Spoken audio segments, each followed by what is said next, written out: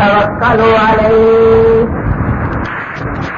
ونعوذ بالله من شرور أنفسنا ومن سيئات أعمالنا من يهده الله فلا مضل له ومن يضلل فلا هادي له ونشهد أن لا إله إلا الله وحده لا شريك له ونشهد أن سيدنا وسندنا وشفيعنا ومولانا محمدا عبده ورسوله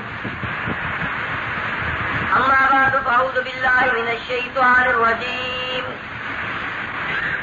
إن أول بيت وضع للناس للذي ببكة مباركا وهدى للعالمين فيه آيات بينات مقام إبراهيم ومن دخله كان آمنا ولله على الناس حج البيت من استطاع إليه سبيلا ومن كفر فإن الله غني عن العالمين صدق الله العلي العظيم وصدق رسوله النبي الكريم ونحن على ذلك من الشاهدين والشاكرين والحمد لله رب العالمين اللهم صل وسلم دائما ابدا على حبيبك خير الخلق كلهم اللهم صل على سيدنا ومولانا محمد وعلى آل سيدنا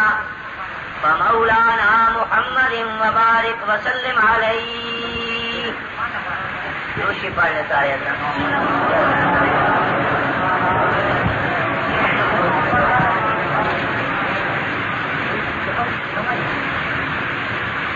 حضرات گرامی،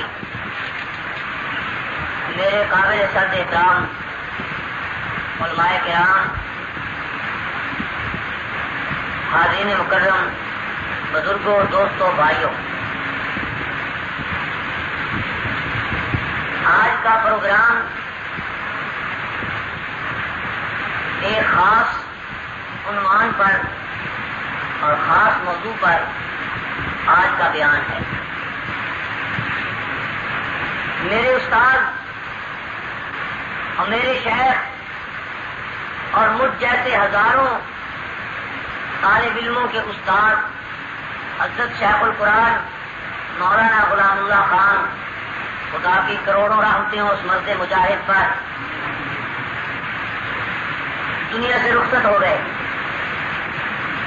انہوں نے اس مسجد میں غالباً آخری خطاب فرمایا، اپنی زندگی کی آخری تقریر، زندگی کا آخری بیان، وطن سے ہزاروں میل دور اللہ کے راستے میں نکلے ہوئے، عمرہ کر کے آئے ہوئے، ان کی زندگی کی آخری تقریر آپ کے تبلیغی مرکز کے اندر ہوئی۔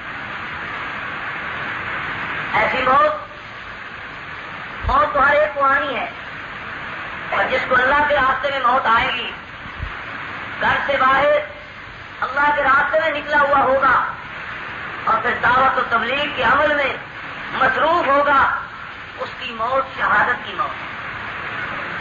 حدیث کے مطابق یہ شہادت کی موت ہے۔ اللہ تعالیٰ نے انہیں شہادت کی موت عطا کی اور اپنے ہاں ان کے درجے بلند کیے۔ انہوں نے اس مسجد میں اپنا آخری بیان فرمایا۔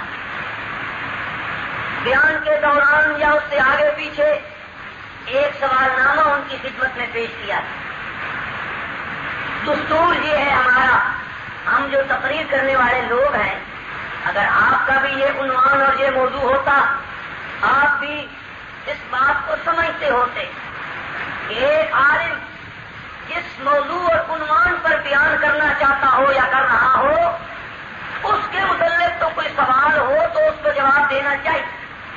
اگر اس کے موضوع سے ہٹ کر کوئی اور کسی موضوع کا سوال ہو، چاہے وہ کتنا اہم کیوں نہ ہو، چاہے وہ کتنا ضروری کیوں نہ ہو، اس کا اصول یہ ہوتا ہے کہ اس سوال کا جواب نہ دے۔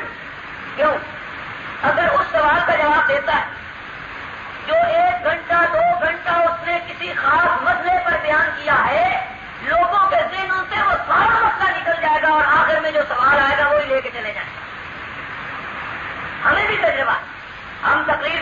قادیانیوں کے خلاف ہمیں رکا آ گیا جی بریلویوں کے متعلق بیان کر، شیعوں کے متعلق بیان، ہم وہ رکا رکھ دیتی پھینک دیتی کہ یہ یا تو سادہ آدمی ہے نہ واقف اور جاہل، اور یا ان کا کوئی ایجنٹ اور جاسوس ہے جو چاہتا ہے کہ رخ ادھر سے موڑ کر کسی اور طرف چلا جائے۔ حضرت شیخ نے اس رکے کا جواب نہ دیا اور اپنا موضوع اور عنوان جو بیان کر رہے تھے وہ پورا کیا، لیکن چونکہ سوال کسی اعتبار سے ضروری تھے، اہم تھے، میرے دوستوں نے وہ رکا، وہ سوال نامہ مجھے پیش کیا۔ میں نے کہا کہ میں ان کے جواب دوں گا، میں ان کا ایک ادنا غلام ہوں، ایک ادنا شاگرد ہوں، میں ان کے جواب دوں گا۔ شاید ہوتے وہ جواب دیتے کے لیے ایک مستقل مجلس ہوتی، پھر شاید اس کا جواب دیتے۔ میں نے کہا ایک پروگرام رکھو، اس میں اور کوئی مسئلہ نہیں ہوگا، ہمارا اصول یہ ہے کہ جس موضوع اور عنوان کو شروع کرو اسی کو بیان کیا جائے۔ چنانچہ حضرات کے مشورے سے یہ جگہ منتخب ہوئی کہ یہیں پر وہ رکا دیا گیا ہے اور یہیں اس رکے کا جواب ہونا چاہیے۔ وہ کسی سنی بھائی نے شیعوں کی طرف سے 10 سوالات لکھی، کوئی نئے سوال نہیں ہے، کوئی اہم سوال نہیں ہے، کوئی لڑی لٹائی پرانی باتیں جن کے 20 مرتبہ جواب ہو چکے ہیں، کتابیں لکھی جا چکی ہیں، ایک ایک سوال پر مستقل کتاب موجود ہے۔ بس جہالت کا تو کوئی علاج نہیں، اگر آپ کو پتہ نہ ہو تو اس میں کوئی ہمارا قصور تو نہیں ہے، جوابات لکھے ہوئے موجود ہیں اور ہمارے سوالات وہ بھی شائع ہیں، آج تک ان کے جواب کی ان پر جرات نہیں ہو سکی۔ میرے استاد سے حضرت علامہ دوست محمد قریشی رحمۃ اللہ علیہ مراد اہل سنت، انہوں نے 1000 سوال شیعہ پر لکھا ہے، چھپا ہوا موجود ہے 1000 سوال۔ آج تک تو ماں کا بیٹا ایسا نہیں پیدا ہوا جو جواب دیتا۔ ہمارے سوالوں کا جواب نہیں ہے، ہم حاضر ہیں، یہ 10 سوال نہیں 10 اور بھی پیش کرو۔ میں نے مولانا سے کہا تھا جہاں اعلان کرو بے شک اس بات کا اعلان کر دینا، کسی شیعہ کا کوئی سوال ہو بے شک رکا لے کر پیش کرے، انشاءاللہ یہ خادم جواب دے۔ ہم اہل سنت پر جواب مسلک رکھتے ہیں اور اہل سنت پر جواب مسلک کے ہم وکیل ہیں۔ کوئی حملہ کرے، کوئی سوال کرے، ہمارا فرض ہے کہ ہم اس کا جواب دیں، لیکن ہم بھی احساس کرتے ہیں، ہمارے بھی سوالات ہیں، اگر ہمت ہے، جرأت ہے، حوصلہ ہے تو ہمارے سوالوں کا بھی جواب دیں۔ ٹھیک بات ہے یا نہیں؟ میرے دوستوں بزرگوں، میں ڈنکے کی چوٹ سے یہ بات کہتا ہوں، جس طرح ہم یہ کہتے ہیں کہ اسلام تمام مذاہب کے مقابلے میں مذہب حق ہے، سچا مذہب ہے، کوئی مذہب اس کے مقابلے میں آ کر ٹھہر نہیں سکتا، عیسائیت ہو، یہودیت ہو، ہندوازم ہو، کوئی ازم ہو، اسلام کا مقابلہ نہیں کر سکتا۔ آج ہی جمعے میں نے ایک دلیل اسلام کی صداقت کی پیش کی ہے۔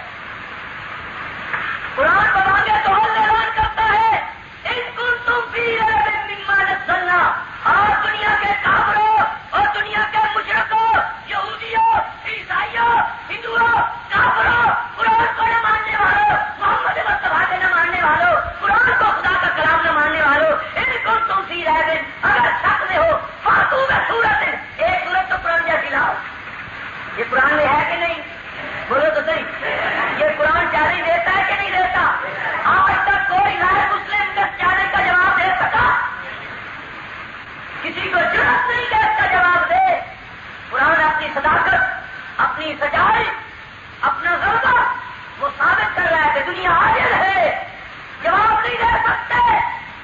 کیسے کہتے ہیں ہمارا وہ سچا ہے جب ہمارے چیلنج کا جواب ہی نہیں دے سکتے؟ بہرحال مذہب اسلام ڈنکے کی چوٹ سے تمام مذاہب کو دعوت دیتا ہے، آؤ اپنی اپنی صداقت پیش کرو۔ آج دنیا میں کوئی مذہب نہیں ہے جو اپنی کتاب پیش کر سکے جو صحیح ہو۔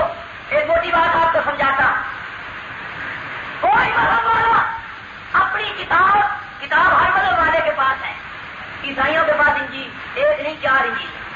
کتنی انجیلیں؟ 4. متی، لوکا، یوحنا، مرکز 4 انجیلیں ہیں. اور یہ 400 میں سے بنی ہے. بنتے بنتے 4 رہ گئی. 2 صحابیوں کی، 2 تابعیوں کی. ان سے پوچھئے عیسائیوں سے، پہلے یہ تو بتاؤ کہ عیسیٰ پر 4 انجیلیں آئی تھی کہ ان 4 میں سچی کون سی ہے، صحیح کون سی ہے؟ آپس میں اختلاف ہے. کتاب تو ایک آئی تھی، تم نے 4 بنائی ہوئی ہیں.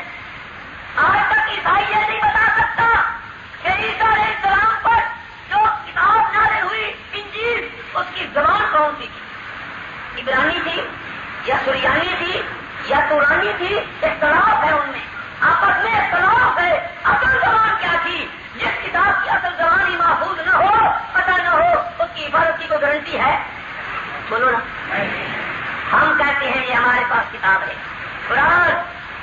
آؤ، ہندوؤں کو کہتے ہیں وید لاؤ، عیسائیوں کو کہتے ہیں اپنی انجیل لاؤ، یہودیوں کو کہتے ہیں بائبل لاؤ. اور اپنی کتابیں لاؤ اور اپنی ایک آسمانی کتاب سے مقابلہ کرو. کوئی ثابت نہیں کر سکتا کہ اس کی کتاب آج محفوظ ہے. ہم دعوے سے کہتے ہیں ہماری کتاب محفوظ ہے. آج 1400 سال پرانا نسخہ بھی موجود ہے، ترکی کے اندر موجود ہے، تاشکند کے اندر اس کی فوٹو کاپی موجود ہے، آپ کے اسلام آباد میں اس کی فوٹو کاپی موجود ہے. ایوب خان جب گئے تھے تاشکند اور وہاں جو معاہدہ ہوا تھا، اس وقت تحفے کے طور پر اس قرآن کی فوٹو کاپی پیش کی گئی جو سیدنا عثمان غنی رضی اللہ تعالیٰ عنہ کا قرآن تھا، جو آپ گود میں لے کر پڑھ رہے تھے اور ظالموں نے آپ کو شہید کیا.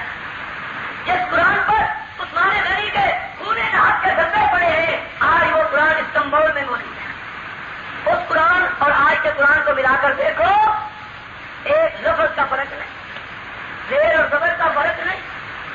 اور وہ قرآن، اس کے نسخے کافروں کے پاس ہیں، دہریوں کے پاس ہیں، روسیوں کے پاس ہیں. میں کبھی سوچتا تھا کہ یہ قرآن روسیوں کے پاس کیوں چلا، کافروں کے پاس کیوں چلا. خود ہی اللہ نے مجھے یہ بات سمجھائی کہ نادان، یہ تو خدا کا معاہدہ ہے، خدا کی قدرت ہے کہ اللہ نے ان ملکوں کے پاس وہ اصل قرآن رکھا ہوا ہے. کیا وجہ ہے ان کی جو اس قرآن میں ہیرا پھیری کر سکے، بلکہ وہ ایسی حفاظت کر رہے ہیں کہ شاید اتنی حفاظت مسلمان بھی نہ کرتا.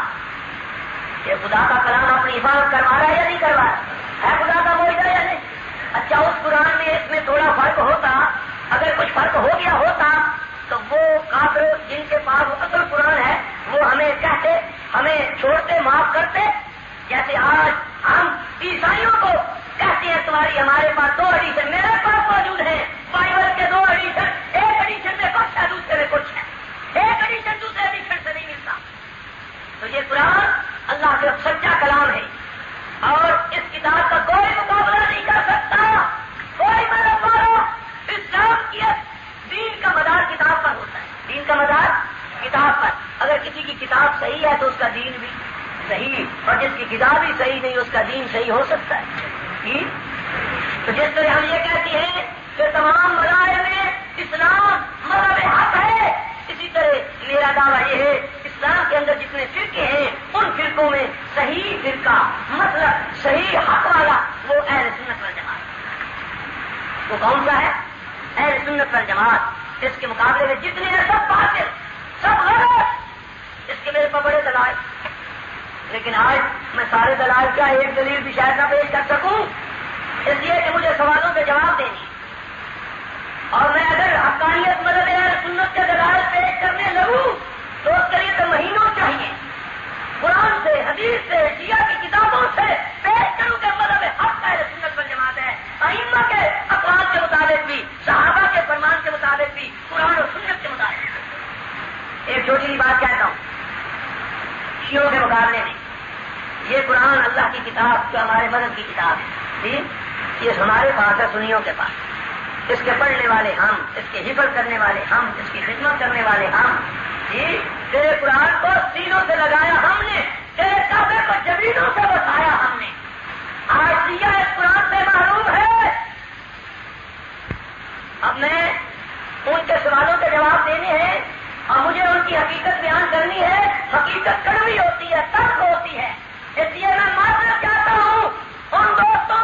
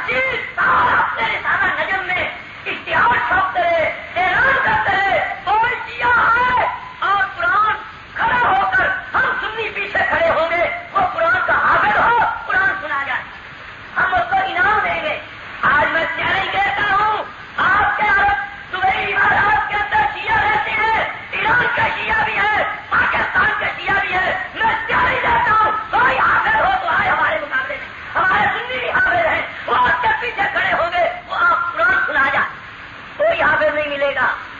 کیوں؟ اس لیے کہ ان کا قرآن پر ایمان نہیں ہے، وہ اس قرآن کو صحیح نہیں مانتے، انہیں یاد ہوتا ہی نہیں. اگر کوئی سنی ہو حافظ اور بدبختی سے شیعہ ہو جائے، خدا اس کے قرآن کو سینے سے نکال لیتا ہے.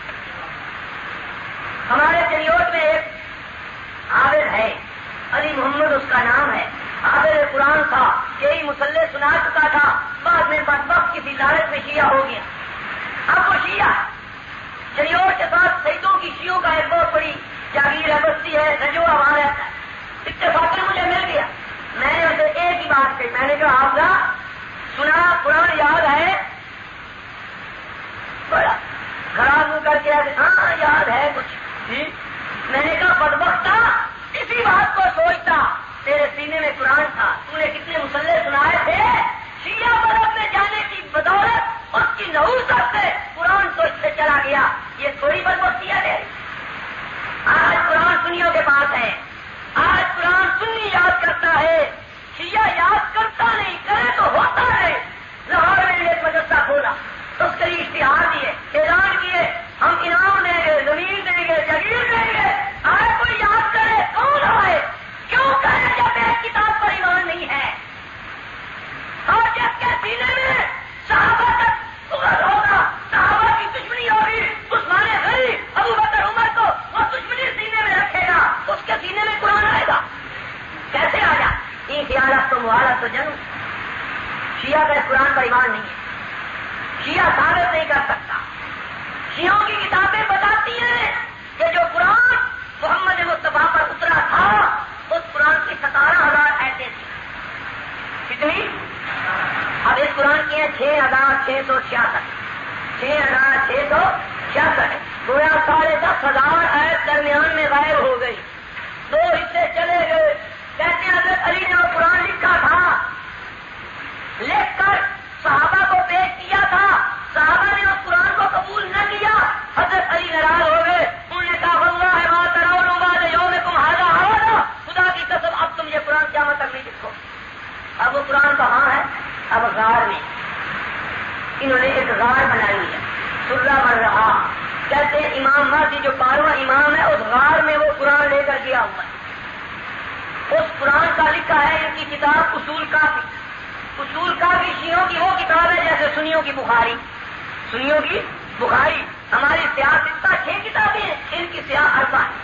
ہماری 6 حدیث کی مشہور کتابیں، سیاست شیعوں کی 4 کتابیں، اصول کافی، من لا یعلم الفقیہ، الاستبصار اور تہذیب الاحکام، یہ 4 کتابیں. انہوں نے شاید سمجھا ہوگا کہ منظور چنیوٹی سوائے قادیانیوں کی اور سے مسئلہ آتا ہی کوئی. یہ بیچارہ قادیانیوں کو جانتا ہے اور کسی بات کو تو جانتا نہیں. الحمدللہ ہر بات مدد کے لیے ہم تیار ہیں. اور میں تمہارے مدد کو بھی خوب جانتا ہوں. 4 کتابیں اصول کافی کہتی ہے ان کی کتاب کہ وہ قرآن 70 گز لمبا، اونٹ کی ران جتنا موٹا. میرے خیال میں آپ کی اس مرکزی مسجد میں پورا نہیں آ سکتا ہے تو بہت بڑی، اور 70 گز بھی کوئی شے ہوتی ہے. وہ قرآن کتنا لمبا ہے؟ بولو نا. 70 گز لمبا، اونٹ کی ران جتنا موٹا. آگے 17,000 ایسے جو لکھی ہوئی ہیں. وہ قرآن پڑھا غار میں امام کے پاس، اور امام نکلنے کا نام نہیں لیتا، چھپا بیٹھا. میں تو ایسے کو دل کو امام ہی نہیں مانتا.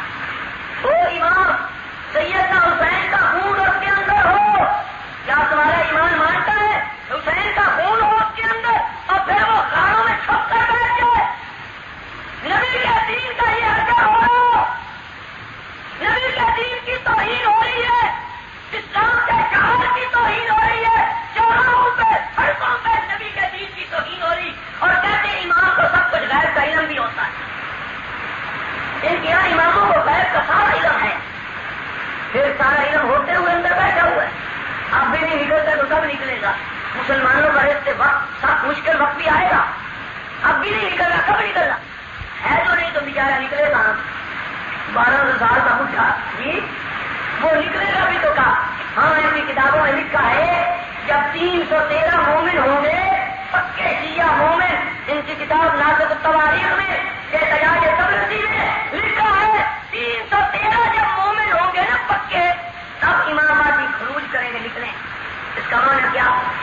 یہ روایت صحیح تو اب تک 313 مومن نہیں ہے نا. کون ہے یہ؟ مومن یا مومن یا منافق. اگر مومن ہوتے 313 اب تک وہ آ جاتے, یا یہ مومن نہیں, اور اگر یہ مومن ہے تو پھر یہ روایت غلط ہے. دو باتوں میں ایک بات جو چاہے مانو نرا جھوٹ. بہرحال شیعہ کا اس قرآن پر ایمان نہیں. وہ کہتے ہیں اس قرآن میں تحریف ہوگی, برے گا بے گا بھوئے گا. قرآن میں اگلا کہتا ہے اس قرآن کو ہم نے اتارا ہے اور اس کی حفاظت میں کروں گا. جس کی حفاظت رب کرے اس کو کوئی نقصان ہو سکتا ہے کیوں نہیں؟ اللہ جس کی حفاظت موسیٰ علیہ السلام کی رب نے حفاظت کا وعدہ دیا تھا اس کی ماں سے. کہا کہ اے موسیٰ کی ماں کو دریا میں ڈال دے, میں اس کی حفاظت کروں گا اور تیری گود میں لوٹاؤں گا. اللہ نے اپنا وعدہ پورا کیا یا نہیں؟ فرعون وہ دشمن جس نے موسیٰ کی خاطر ہزاروں بچے ضرور کرائے اور موسیٰ کی گود میں موسیٰ کو پلوا کر اور فرعون کی گود میں موسیٰ کو پلوا کر دکھایا. ٹھیک ہے کہ نہیں؟ خدا نے حفاظت کی کہ نہیں؟ اللہ فرماتا ہے میں اس قرآن کی حفاظت کروں گا.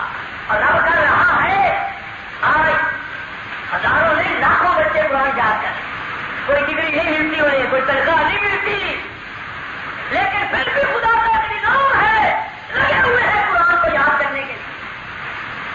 شیعہ کا اس قرآن پر ایمان نہیں ہے. میں نے ایک بیان حق کو مشورہ دیا. ہمارے ملک میں شیعوں نے ایک شور ڈالا. کیا وہ کہتے ہیں فقہ جعفری نازل پر. وقت شاید میرے پاس اتنا نہیں, میں فقہ جعفری کا کچھ تشریح کرتا کہ فقہ جعفری ہے کیا. اگر آپ کو چل جائے پتا, آپ کانوں کو لگائیں, ہاتھ کہیں خدا کی پناہ ہماری اس فقہ سے. ٹھیک, لیکن میں نے زیادہ کو مشورہ دیا, وہ بڑا پریشان ہے بیچارہ کہ بھائی شیعوں نے ٹکٹ ہو کر کہتے ہیں فقہ جعفری. اصول یہ ہے دنیا کا, جس ملک میں جس کی اکثریت ہو اس کا قانون ہوتا ہے.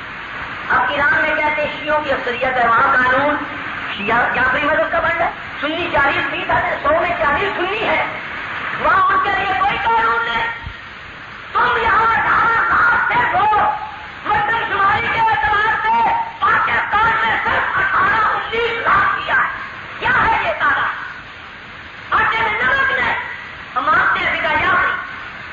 حضرت ہمارے بھائی مفتی محمود صاحب پچھلے دنوں ایران گئے تھے, انہوں نے آ کے انتشار کیا, ہم حیران ہو گئے. تہران جو ایران کا بڑا شہر دارالخلا, اس تہران میں 10 لاکھ سنی ہیں. کتنے؟ 10 لاکھ. تھوڑی تعداد ہے, بہت تعداد ہے. آپ حیران ہو جائیں گے, 10 لاکھ سنی ہے اور اس پورے تہران میں ایک بھی سنیوں کی مسجد نہیں ہے. سنی لڑ لڑ کے تھک گئے کہ ہم اپنی جگہ خرید کر اپنی مسجد بنانا چاہتے ہیں. آج تک ایران میں 10 لاکھ سنی کو ایک مسجد بنانے کی اجازت نہیں. اور ہمارے پاکستان میں تو ایک ہی اٹھاؤ تو 10 امام باڑے نکل آتے ہیں. ٹھیک ہے کہ نہیں؟ ہم نے جتنی فراخی سے تم کو اجازت دی ہے, جاؤ نا ایران میں. لیکن اصول تو یہ ہے جس مذہب کی اکثریت ہوگی اس ملک میں قانون اسی مذہب کا ہو. اس ملک میں اکثریت کن کی ہے؟ اہل سنت و جماعت. قانون بنے گا سنی حنفی, حنفیوں کی اکثریت ہے, فقہ حنفی کے مطابق قانون بنے گا. لیکن میں نے کہا چلو ہم جعفری فقہ قبول کر لیں. میں نے کہا میں سنیوں کا کام ہے ذمہ دار, سنیوں کو میں راضی کر دیں. ایک شک ہے فقہ جعفری آپ ایک نافذ کریں. صدر ضیاء کو میں نے مشورہ دیا, وہ بیچارہ بڑا پریشان تھا. میں نے کہا جناب دستور میں لکھا ہے کہ قانون ہمارے ملک کا قرآن اور سنت کے مطابق بنے گا. قرآن اور ہمارے پاس تو یہ قرآن ہے 30 پارے والا. شیعوں کا قرآن ہے 17,000 آیت والا, 70 کا لمبا غار میں. یہ شیعوں کو تو تم اپنا قرآن لاؤ, ہم تمہاری فقہ جاری کر دیں. نہ 9 منٹ دیر ہو نہ راٹا ڈالتے, قیامت تک نہ وہ قرآن آئے گا نہ تمہیں فقہ ان کی جاری کرنی پڑے. اچھا علاج ہے نہیں سمجھ نہیں ہے یار بھائی. وہ 17,000 آیت والا 70 کا لمبا قرآن جو غار میں پڑا ہے نا, اس قرآن پر تو تمہارا ایمان نہیں ہے. قانون بنے گا قرآن کے مطابق. یہ قرآن تو سنی کا قرآن ہے, عثمان غنی کا لکھا ہوا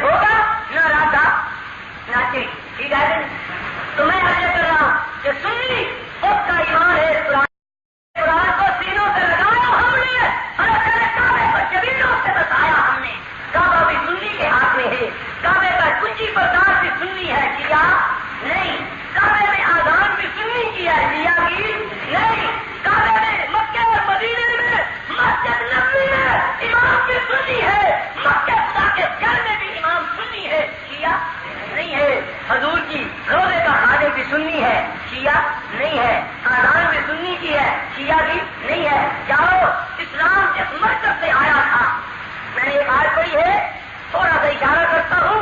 اللہ تعالیٰ فرماتے ہیں اول بیت وضع للناس الذی ببکۃ مبارکا وہدی للناس. میں نے مکے کو ہدایت کا مرکز بنایا. مکے کو ہدایت کا، ہدایت یہیں سے چلی. آمنہ کے لال ہادی برحق اس مکے میں آئے، انہوں نے صفا پہاڑی پہ کھڑے ہو کے حق کا اعلان کیا اور یہاں سے ہدایت نکلی اور پھیلی اور دنیا میں پھیل گئی. ہدایت کا مرکز رب نے کس کو بنایا؟ مکے. اور حدیث میں آتا ہے اسلام دنیا میں پھیلے گا، ایک وقت آئے گا پھر سمٹے گا، سمٹتے سمٹتے آ کے پھر مکے اور مدینے میں رہ جائے. جو مرکز چلیے یہاں سے شروع ہوا ہے. جو مطلب دین وہاں ہوگا وہ حق ہوگا کہ نہیں؟ بولو تو صحیح. ایک دفعہ حضرت شاہ عبد العزیز شاہ ولی اللہ کے ساتھ جانے علم کا پہاڑ حضرت شاہ عبد العزیز رحمۃ اللہ علیہ دہلی والے، جنہوں نے شیعوں کے لیے کتاب لکھی ہے تحفہ اثنا عشریہ. آج تک دیا اس کتاب کا جواب نہیں دے سکا. تحفہ اثنا عشریہ شاہ عبد العزیز نے کتاب لکھی. ان کے بڑھاپے کے دور کی بات ہے.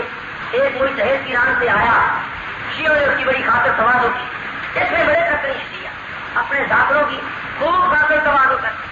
جب خاطر تواضع کی تو کہنے لگے یہاں ایک شاہ عبد العزیز رہتا ہے دلی میں، اس نے ہمیں ناک دم کیا ہوا ہے، تم آئے ہو اس سے کوئی بات چیت کرو. انہوں نے کہا میں تو آیا اسی مقصد سے. چلو چلے. شاہ صاحب کا بڑھاپے کا زمانہ ہے، آنکھوں سے معذور. جب پہنچے اور تعارف ہوا، وہ کہنے لگا معصوم بن کر کہ شاہ صاحب مجھے آج تک یہ سمجھ نہیں آئی، میں بڑا پریشان ہوں کہ مذہب حق سنیوں کا ہے یا شیعوں کا. شیعہ کہتے ہیں ہمارا مذہب حق ہے، سنی کہتے ہیں ہمارا حق ہے، سمجھ کچھ نہیں آتی. وہ بھی اپنی دلیلیں دیتے ہیں، وہ بھی دلیلیں دیتے ہیں. جاہل بن کر ان کے سامنے سوال کیا. حضرت شاہ صاحب نے پوچھا بتاؤ کچھ پڑے ہوئے ہو؟ کہتا تھوڑا سا پڑا ہوا. تو میری بات سمجھ لو گے؟ کہتا سمجھ لوں گا. فرمایا یہ بتاؤ تم کہاں سے آئے ہو؟ کہنے لگا ایران سے آیا. کون سے شہر سے آئے ہو؟ فلاں شہر سے. کم سے آیا. کس محلے کے رہنے والے ہو؟ فلاں محلے کا رہنے والا ہوں. فرمایا میں پوچھتا ہوں تمہارا جو عقیدہ ہے یا مذہب ہے یا تمہارے جو عادتیں ہیں یا اخلاق ہیں وہ قوم شہر والے زیادہ جانتے ہیں یا دوسرے شہر والے؟ کہتا جی قوم والے جانتے ہیں، یہاں میں پیدا ہوا جہاں میں رہتا. فرمایا یہ بتاؤ کہ وہ ملک ایران والے وہ تمہارے طور طریقے کو مذہب کو اخلاق کو زیادہ جانتے ہیں یا دوسرے ملک والے؟ کہنے لگا جناب جس ملک میں کبھی آیا ہی نہیں گیا ہی نہیں اس ملک والوں کو کیا پتا. فرمایا پھر مسئلہ تو حل ہو گیا. محمد مصطفیٰ صلی اللہ علیہ وسلم مکے میں آئے، وہاں زندگی گزاری، پھر مدینے گئے، 10 سال وہاں زندگی گزاری. ایران نہیں گئے، مصر نہیں گئے، ہندوستان نہیں گئے، کسی ملک میں نہیں گئے. جہاں مکے اور مدینے سے پوچھو محمد مصطفیٰ کا دین اور مذہب کیا تھا، ان کا طور طریقہ کیا تھا، جو وہ لوگ سمجھ سکتے ہیں جان سکتے ہیں، وہ ایران اور ہندوستان والے نہیں جان سکتے. وہاں سے تمہیں پتا چل جائے گا مطلب حق کیا ہے باطل کیا.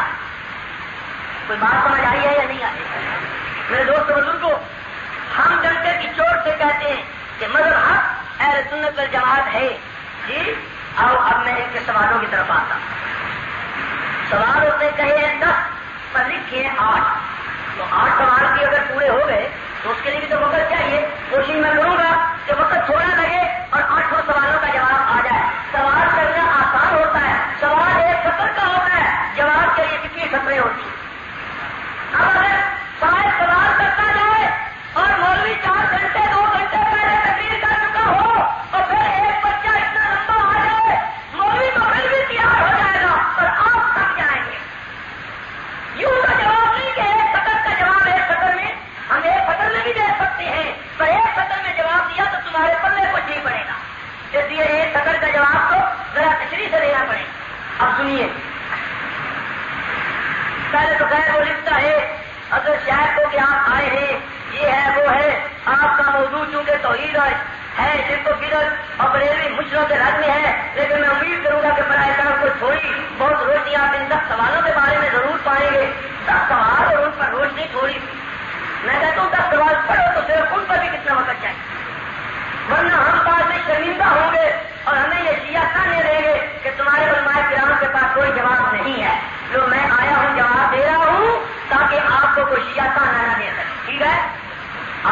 سوال سنو.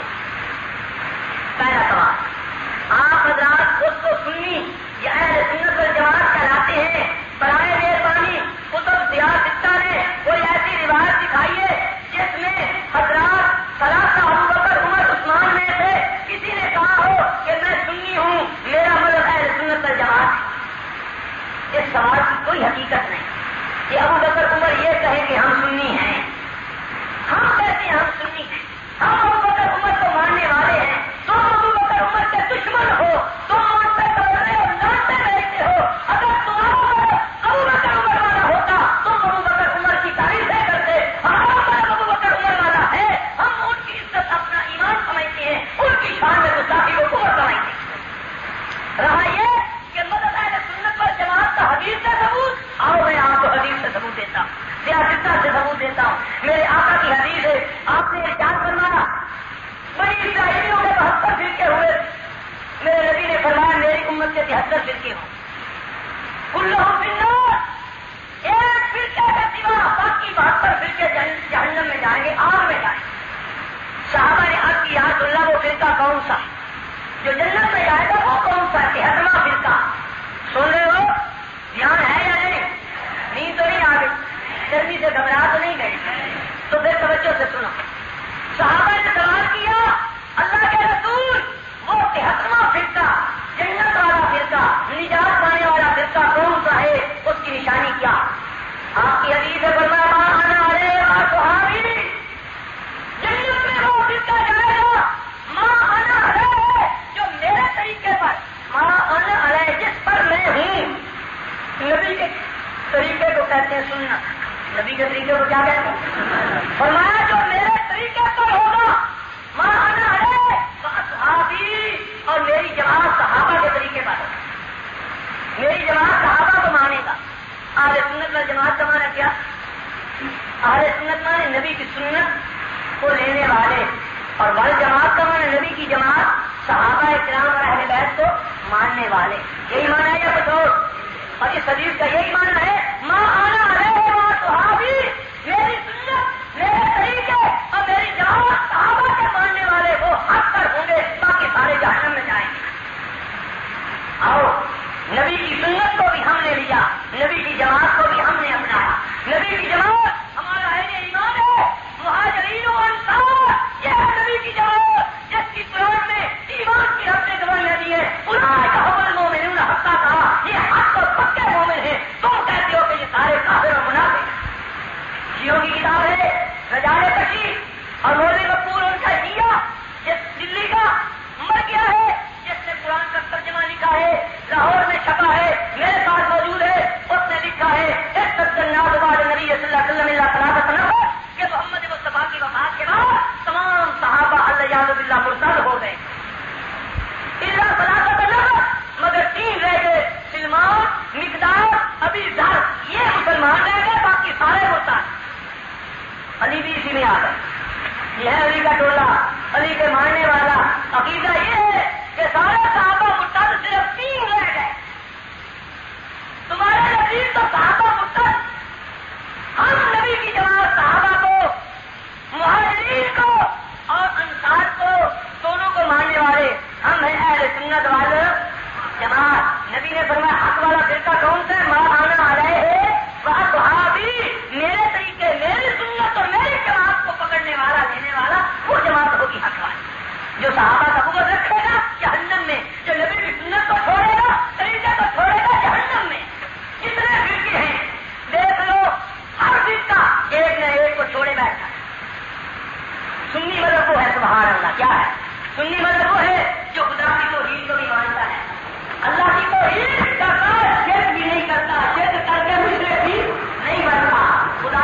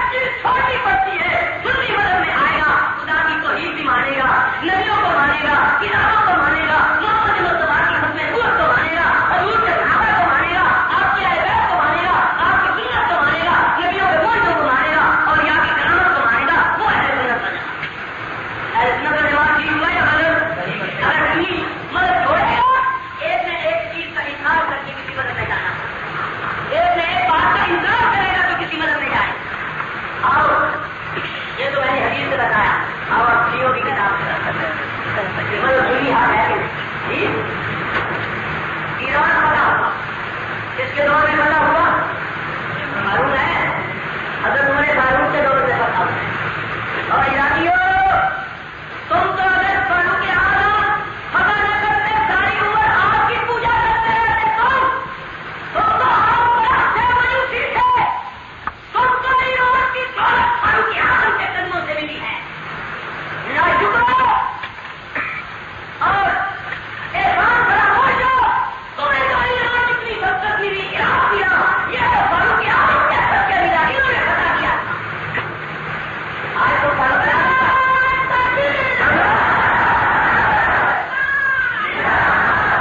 فاروق اعظم رضی اللہ عنہ کے دور میں ایران فتح ہوتا ہے. اس وقت کا بادشاہ کتنا مارا جاتا ہے، مارے غنیمت میں ان کا سامان آتا ہے. تفصیل کا وقت نہیں ہے، اگر میں اس کی تفصیل میں جاؤں گا بہت عجیب و غریب واقعات ہیں. ایران سے فتح ہونے کے بعد مارے غنیمت آگے تقسیم ہونے لگا. اس مارے غنیمت میں شاہ بانو اس بادشاہ کی بیٹی، ایران کے بادشاہ کی بیٹی تھی شاہ بانو، وہ بھی مارے غنیمت میں آ گئی.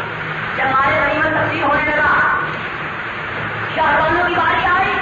کسی نے کہا حضرت امیر المومنین یہ تو بادشاہ کی بیٹی ہے، آپ رکھ لیں اپنے پاس. کسی نے کہا اپنے بیٹے کو دے دیجیے، کسی نے کوئی رائے، کسی نے کوئی رائے. حضرت فاروق اعظم نے علی مرتضیٰ سے مشورہ، سید علی ان کے مشیر تھے، وزیر اعظم تھے.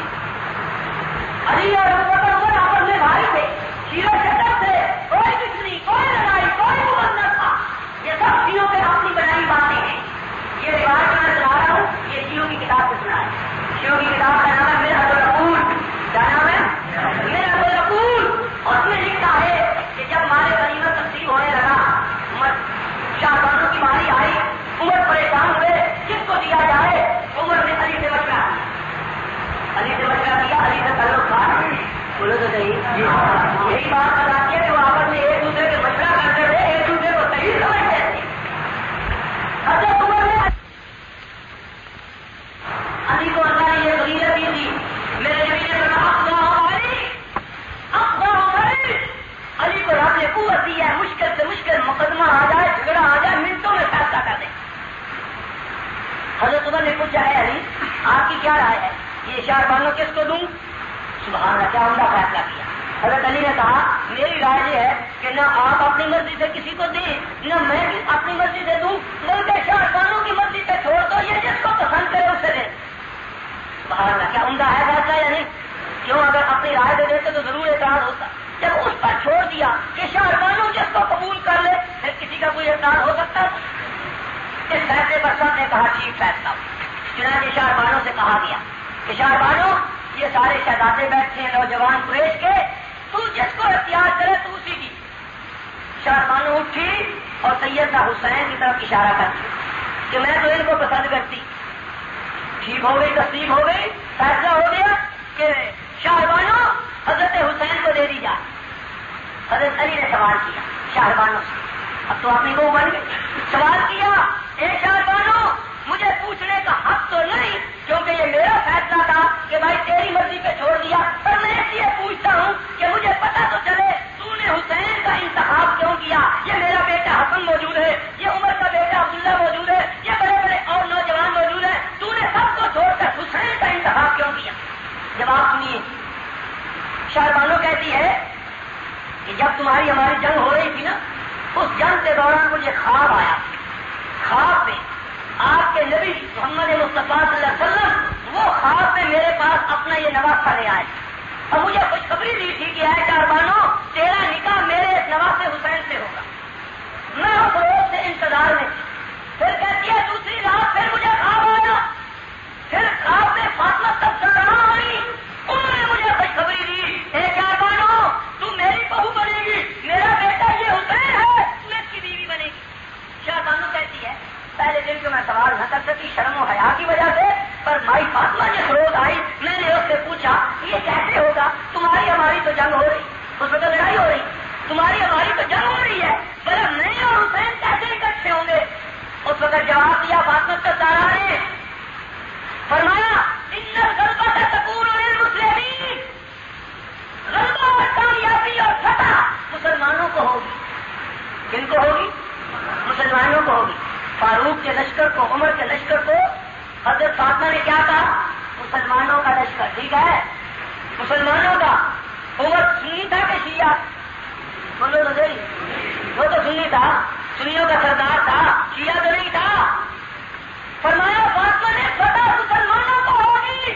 عمر کے لشکر کو فاطمہ نے اسلام کا سرٹیفکیٹ دیا اور اس سے حضرت شاہبانو حضرت حسین کی گھرانے بیوی بنی. سوال یہ ہے، اگر فاروق اعظم غلط تھے، فاروق اعظم کو خلیفہ کس نے بنایا تھا؟ ابو بکر. ابو بکر صحیح خلیفہ تھا تو عمر بھی صحیح، اور اگر عمر غلط ہے تو صدیق بھی غلط. عمر غلط ہے تو اس کی جنگ بھی غلط. مال غنیمت میں شاہ بانو آئی ہوئی بھی غلط. وہ شاہ بانو حلال نہیں ہو سکتی. ایک ظالم کافر کافر مرتد بادشاہ جس کو تم کافر مرتد کہتے ہو، اس کی جنگ میں مال غنیمت میں آئی ہوئی شاہ بانو حسین کے لیے حلال نہیں ہو سکتی جب تک تم ابو بکر عمر کو خلیفہ پر حق نہیں مانو. ٹھیک ہے کہ نہیں؟ عمر خلیفہ پر حق ہو گئے تو جس کو جو عمر کو خلیفہ مقرر کر دیا وہ بھی برحق، اور وہ ہے اہل سنت والجماعت. ابو بکر اور عمر سنیوں کے امام ہے، شیعوں کے امام نہیں. تو سمجھ آئی بات؟ تو بہرحال ان کا ایک سوال یہ تھا کہ اہل سنت والجماعت تم کہلاتے ہو اور کتب سیاہ سے کوئی روایت دکھاؤ. میں نے ما انا علیہ و اصحابی کی روایت بھی پیش کر دی اور شیعہ کتاب سے بھی ثابت کر. دوسرا سوال، رنگیلا رسول نامی کتاب شان رسول اللہ کی گستاخی میں لکھی گئی ہے. اس کی معتبر روایات کتب سنیہ سے نقل کی گئی ہیں. کوئی اہل سنت مذہب کا آدمی ثابت کر سکتا ہے کہ گستاخ رسول نے کوئی روایت شیعہ کتب سے لی ہو؟ ابھی تو وہ رنگیلا رسول کتاب اب ہے نہیں دنیا جی. اگر وہ کتاب ڈھونڈو، میں دعوے سے کہتا ہوں اس کتاب کے اندر اس بے ایمان ہندو نے جو کوئی صحابہ اور اہل بیت اور حضور پر اعتراض کیے ہیں وہ شیعہ کی کتابوں سے لے کر کی. تمہیں اپنے گھر کی خبر نہیں ہے. آؤ رنگیلا رسول لاؤ اور اس کو پڑھو کہ اس کے اندر جو اعتراض کیے گئے ہیں زیادہ تر اعتراض شیعوں کی کتابوں سے. اور پھر اگر مخالف کا اعتراض دیکھنا ہے، وقت اعتراض دیکھنا ہے تو اس نے تو قرآن پر بھی اعتراض کیا. ان ہندو آریہ نے تو آپ کے قرآن کتاب اللہ کی کتاب پر اعتراض کیے ہیں. پھر اس اعتراض کی وجہ سے قرآن کو بھی چھوڑ دو گے؟ اگر سنی کی کتاب کسی سے اس نے کوئی بات لے کر غلط رنگ میں پیش کر کے اعتراض کیا ہو، اس سے سنی مذہب غلط ہو جاتا ہے، تو جو اس نے قرآن سے باتیں لے کر نبی پر اعتراض کیے ہیں اس سے کیا قرآن بھی غلط ہو جائے گا؟ بولو تو صحیح. دیکھنا پڑے گا کہ جو بات ہے وہ بات صحیح ہے یا غلط ہے. جو اعتراض کر رہے ہیں وہ اعتراض بنتا ہے یا نہیں بنتا. لیکن تم نے جو کچھ نبی اور علی اور صحابہ کا شان بیان کیا ہے، تمہارے مذہب میں جو نبی کا مقام ہے وہ آگے چل کے آئے گا، وہاں بیان کروں گا، یہاں وقت زیادہ نہیں لگاتا. بہرحال یہ رنگیلا رسول کے اندر جو اعتراض کیے گئے ہیں ہمارے پیغمبر پر، وہ اگر کوئی عبارت سنیوں کی کتاب سے دی گئی ہے تو اس سے زیادہ شیعوں کی کتابوں اور قرآن سے لی گئی. ان پر اس نے اعتراض کیے، اپنے رنگ میں پیش کیے اور وہ جہنم کو پہنچ گیا. پھر اگر اس نے اعتراض کیے تھے تو اس کو غازی علم دی سنی تھا، شیعہ نہیں تھا. اگر تم نے دعوت ہوتی تم محمد مصطفیٰ کے کچھ لگتے ہوتے اور نبی کی عزت اور ناموس کا تمہیں خیال ہوتا تو رنگیلا رسول لکھنے والے اس آریہ کو تم قتل کرتے. اس کو قتل کرنے والا اور شہید ہونے والا، پھانسی لگنے والا وہ غازی علم دی شہید تھا جو اہل سنت والجماعت. اور تقریر کی تھی امیر شریعت عطا اللہ شاہ بخاری نے اس رنگیلا رسول لکھنے والے کے خلاف اور کہا تھا کون ہے جو اس کو جہنم میں پہنچائے. وہیں سے ایک آدمی اٹھا تھا اور اسے جہنم پہنچایا. تیسرا سوال، حافظوا علی الصلاۃ لکھا بھی غلط ہے. صلوات والصلاۃ الوسطی وقوموا للہ قانتین، یعنی تمام نمازوں کو عموماً اور درمیانی نماز کی خصوصاً حفاظت کرو، اللہ کے آگے قنوت میں کھڑے رہو. یہ حکم قرآن پاک میں ہے، لیکن جب ہم کسی اہل سنت کو بیمار پڑھتے دیکھتے ہیں تو وہ قنوت میں کھڑا نہیں نظر آتا ہے. بتائیے آپ کی نماز قرآن کے مطابق کیوں نہیں پڑھی جاتی؟ کیا فضول سوال. قرآن کی آیت ہے نمازوں کی حفاظت کرو. والصلاۃ الوسطی اور درمیانی نماز اثر کی. صلاۃ وسطی کون سی ہے؟ جو شیعہ کو کبھی وقت پڑھنی نصیب ہی نہیں ہوتی. شیعہ ہمیشہ اثر کو زور کے ساتھ ملا کر پڑھتا. آپ کو معلوم ہوگا شیعہ اذانے بھی 3 دیتا ہے, 5 اذانے نہیں دیتا. مغرب اور عشاء کی اکٹھی گلا کے پڑھتا ہے اور زور اور اثر کی اکٹھی پڑھتا ہے. تمہارے نصیب تو زور اور اثر کا ٹائم ایک ہے. اثر کی خاص اب کہتا ہے حفاظت کرو, اثر کو اپنے وقت پر پڑھو. تم نے تو آج تک اثر کی نماز جو اول تو پڑھتا ہی نہیں ہو, جو کوئی پڑھتا ہے تو وہ بھی اثر کو زور کے ٹائم میں لا کے پہلے کر کے پڑھ دیتا ہے, اس کی اثر ہوتی نہیں. رہا یہ وقوموا للہ قانتین, اس کا معنی تو یہ ہے کہ جب نماز پڑھنے لگو تو اللہ کے سامنے بالکل فرما بردار ہو کر کھڑے ہو, قانت بن کر, فرما بردار بن کر. یہ مطلب نہیں کہ جلوس کھڑے ہو کے پڑھو. جاہل کو اتنا عقل نہیں کہ قوموا کھڑے ہو جاؤ قانتین. یہ حال ہے, اس حال میں کہ تم فرما بردار ہو. قنوت فرما برداری کو کہتے, اس حال میں تم کھڑے ہو جاؤ. یہ نہیں کہ قنوت پڑھو کھڑے ہو کر. لیکن اگر یہ بھی مانا لیا جائے کہ کھڑے ہو کر قنوت پڑھو تو سنی قنوت بیٹھ کر پڑھتا ہے یا کھڑے ہو کر؟ اور جائے لوگ کبھی تم نے سنیوں کی نماز سیکھی ہو, پڑھی ہو, تو تمہیں پتا ہو کہ فطروں کی تیسری رکعت میں دعائے قنوت پڑھی جاتی ہے اور سنی ہمیشہ کھڑے ہو کے پڑھتا ہے. اور کھڑے ہو کے پڑھتے ہو یا بیٹھ؟ پھر یہ سوال اس کی جہالت ہے کہ نہیں؟ آگے دیکھو چوتھا سوال. علامہ سیوطی اتقان جلد نمبر 1 صفحہ نمبر 40 پر لکھا ہے کہ حضرت عثمان نے قرآن جمع کیا اور انہوں نے اقرار کیا کہ ان کے جمع کردہ قرآن میں غلطیاں رہ گئیں, ان کی تصحیح عرب خود ہی کر لیں گے. جواب دو کہ اس قول کی موجودگی میں قرآن کو غلطیوں سے پاک ماننے کا طریقہ آپ کے مذہب کے مطابق کس طرح درست ہوا؟ سنیوں کی ایک کتاب ہے علامہ سیوطی, اس کا حوالہ کہتے ہیں کہ حضرت عثمان کے بارے میں اس نے لکھا ہے کہ قرآن میں کوئی غلطیاں. اگر قرآن عثمان والا غلط ہوتا تو سنی اس کو نہ پڑھتا. سنیوں کا تو یہی قرآن ہے, سنی اس قرآن کو صحیح سمجھتا ہے. سنیوں کی تمام کتابوں میں لکھا ہے, نور الانوار دیکھو, ہر کتاب دیکھو, اس میں لکھا ہے ان 2 جلدوں کے درمیان پہلے تطبیقین جو قرآن الحمد کی حد سے لے کر مناس کے 3 تک قرآن ہے, یہی قرآن صحابہ کا اجماعی ہے, یہی قرآن 1400 سال سے چلا آتا ہے. اور وہ قرآن عثمان والا جیسے میں نے بتایا آج استنبول کے کتب خانے میں پڑا ہوا ہے, اس قرآن میں اس قرآن میں ایک لفظ کا فرق ہے. ہاں بات صرف اتنی ہے کہ اس زمانے میں زیر زبریں نہیں لگی ہوئی, وہ عربی لوگ زیر زبر کے محتاج نہیں تھے, زیر زبر کی ان کو ضرورت نہیں تھی, وہ صحیح پڑھتے تھے. جب قرآن اور دین اسلام عرب سے باہر نکلا, ایران آیا, ہندوستان آیا, ہم عربی نہیں جانتے, زیر زبر نہیں جانتے. حجاج بن یوسف کے زمانے میں اس پر زیر زبر لگائی گئی. جیسے پڑھا جاتا تھا, جیسے عربوں میں تھا, جیسے عثمان غنی اور صحابہ کے دور میں تھا, اسی طرح کی زیر زبریں لگا کر قرآن کو محرف بنا دیا گیا. زیر زبریں لگا دی گئی تاکہ ہم جیسے ان پڑھ اور جاہل جو زیر زبر نہیں جانتے, آپ نہیں صحیح پڑھ سکتے, اس کو لگا کر تمہارے لیے صحیح زیر زبر لگا دی گئی. اور اس میں کوئی غلطی نہ تھی. آج وہ قرآن پڑا ہوا ہے تمہاری اس بات کی تردید کے لیے, اس قرآن میں اور آج کے قرآن میں ایک لفظ کا فرق ہوتا, تم کیا ہمیں تو روز والے زندہ نے چھوڑ. ٹھیک ہے کہ نہیں؟ 5واں سوال. آپ حضرات کو امام مہدی کی غیبت پر اعتراض ہے. بھائی ہمیں تو اعتراض ہے, ہم تو ایسے کو مہدی نہیں مانتے جو 1200 سال سے غائب ہو چکا ہو اور نکلنے کا نام نہ لے. اتنی بڑی مشکل وقت مسلمانوں پہ آیا ہوا ہے. افغانستان میں روس قبضہ کر رہا ہے, فلسطین مسجد اقصی یہودیوں کی بے حرمتی کر رہے ہیں, اور ماضی کو پتا بھی ہے سب کچھ, اور پھر بیٹھا تماشا دیکھ کر نکلتا نہیں. ہم تو ایسے ماضی کو مارنے کو تیار نہیں. کہتے ہیں آپ کو ان کی غیبت سے اعتراض ہے. بتائیے شیطان غائب ہے یا ظاہر؟ کہاں ماضی کہاں شیطان؟ ماضی کو شیطان سے ملا. شاید آپ کا ماضی ایسا ہو, ہمارا ماضی ایسا نہیں ہے. کہتا ہے شیطان غائب ہے یا ظاہر؟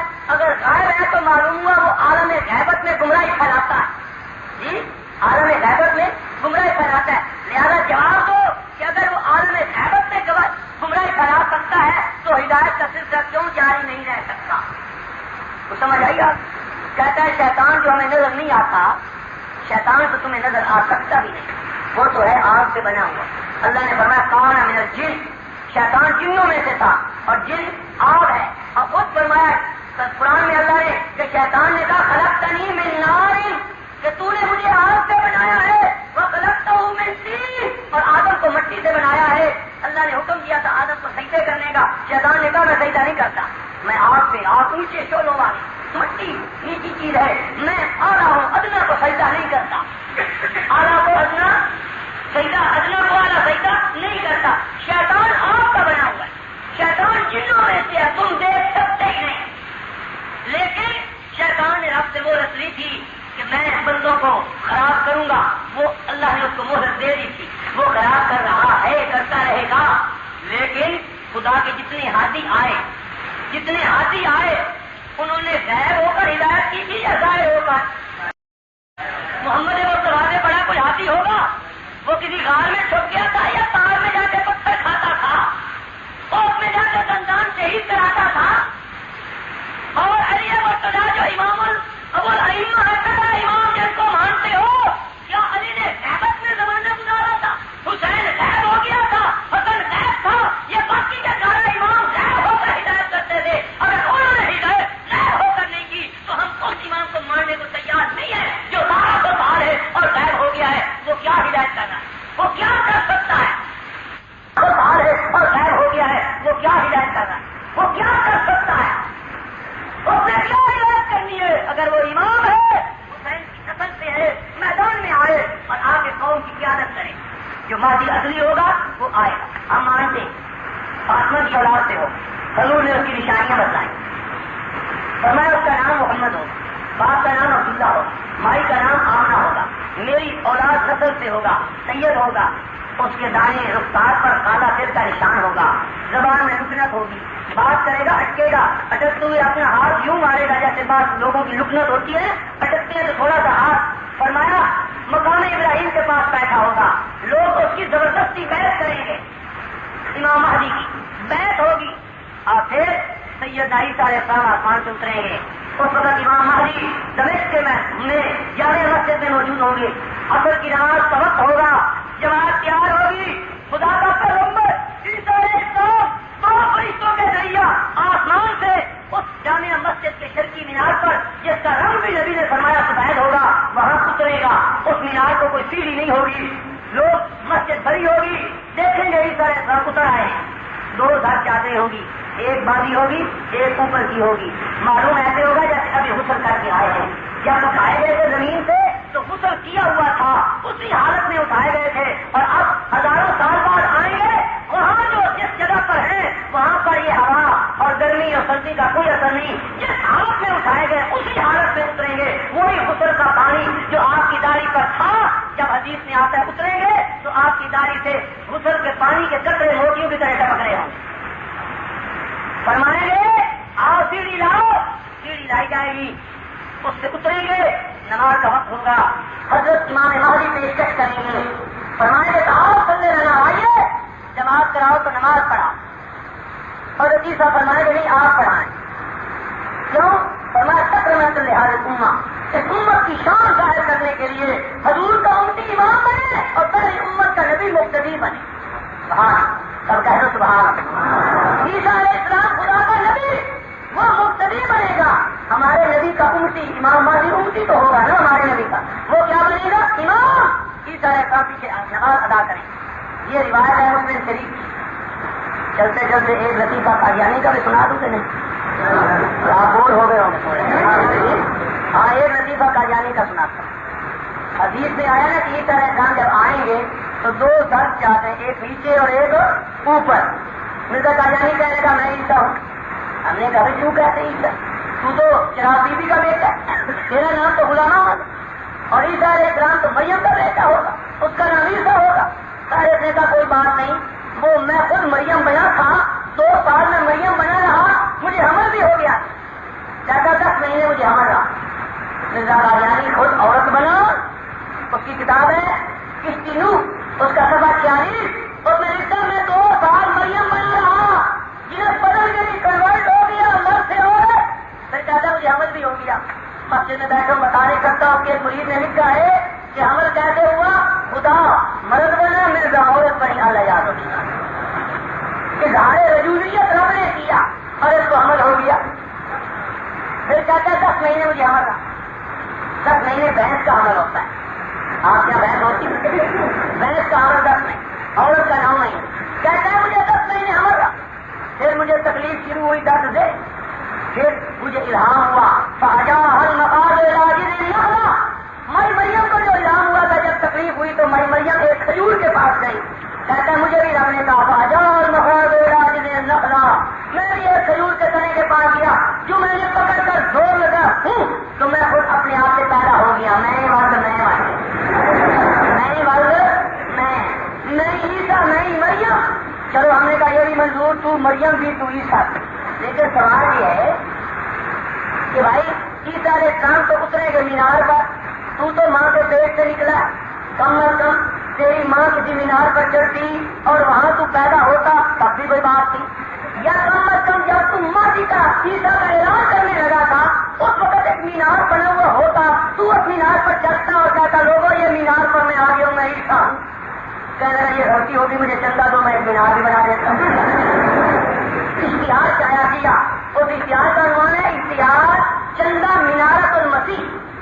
اشتہار کا پہلا چھپا ہوا ہے اشتہار چندہ مینارت المسیح. بھائی مجھے چندہ دو, حدیث کے مطابق میں ایک مینار بنانا چاہتا ہوں. ایسی الو اور بدھو قوم, تو بدھو قوم نے یہ نہ پوچھا ارے گدھے تو اگر مسیح تھا تو مینار پہلے بنا ہوا ہوتا, ہم سے چندہ لے کر تو اب مینار بنانے لگا. وہ اندھی قوم چندہ لینے لگا.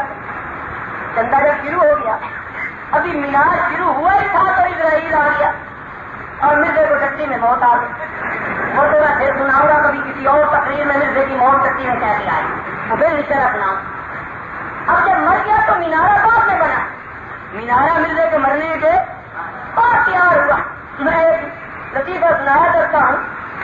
ایک حکیمی کا, حکیم بڑی بری چیز ہے, بہت برا نشہ ہے, اللہ اس سے بچائے, آمین بتائے.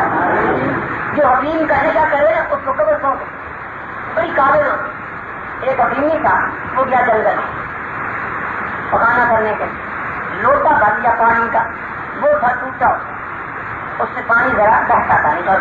جب جنگل میں گیا لوٹا رکھ دیا, اب بیٹھا روڈ لگانے کے لیے. وہ تو آئے گا اپنی مرضی سے, کتنی دیر میں لوٹا خالی ہوگی. لوٹا تو ہو گیا خالی اور میں ابھی فارغ ہوا نہیں, لوٹا فارغ ہو گیا.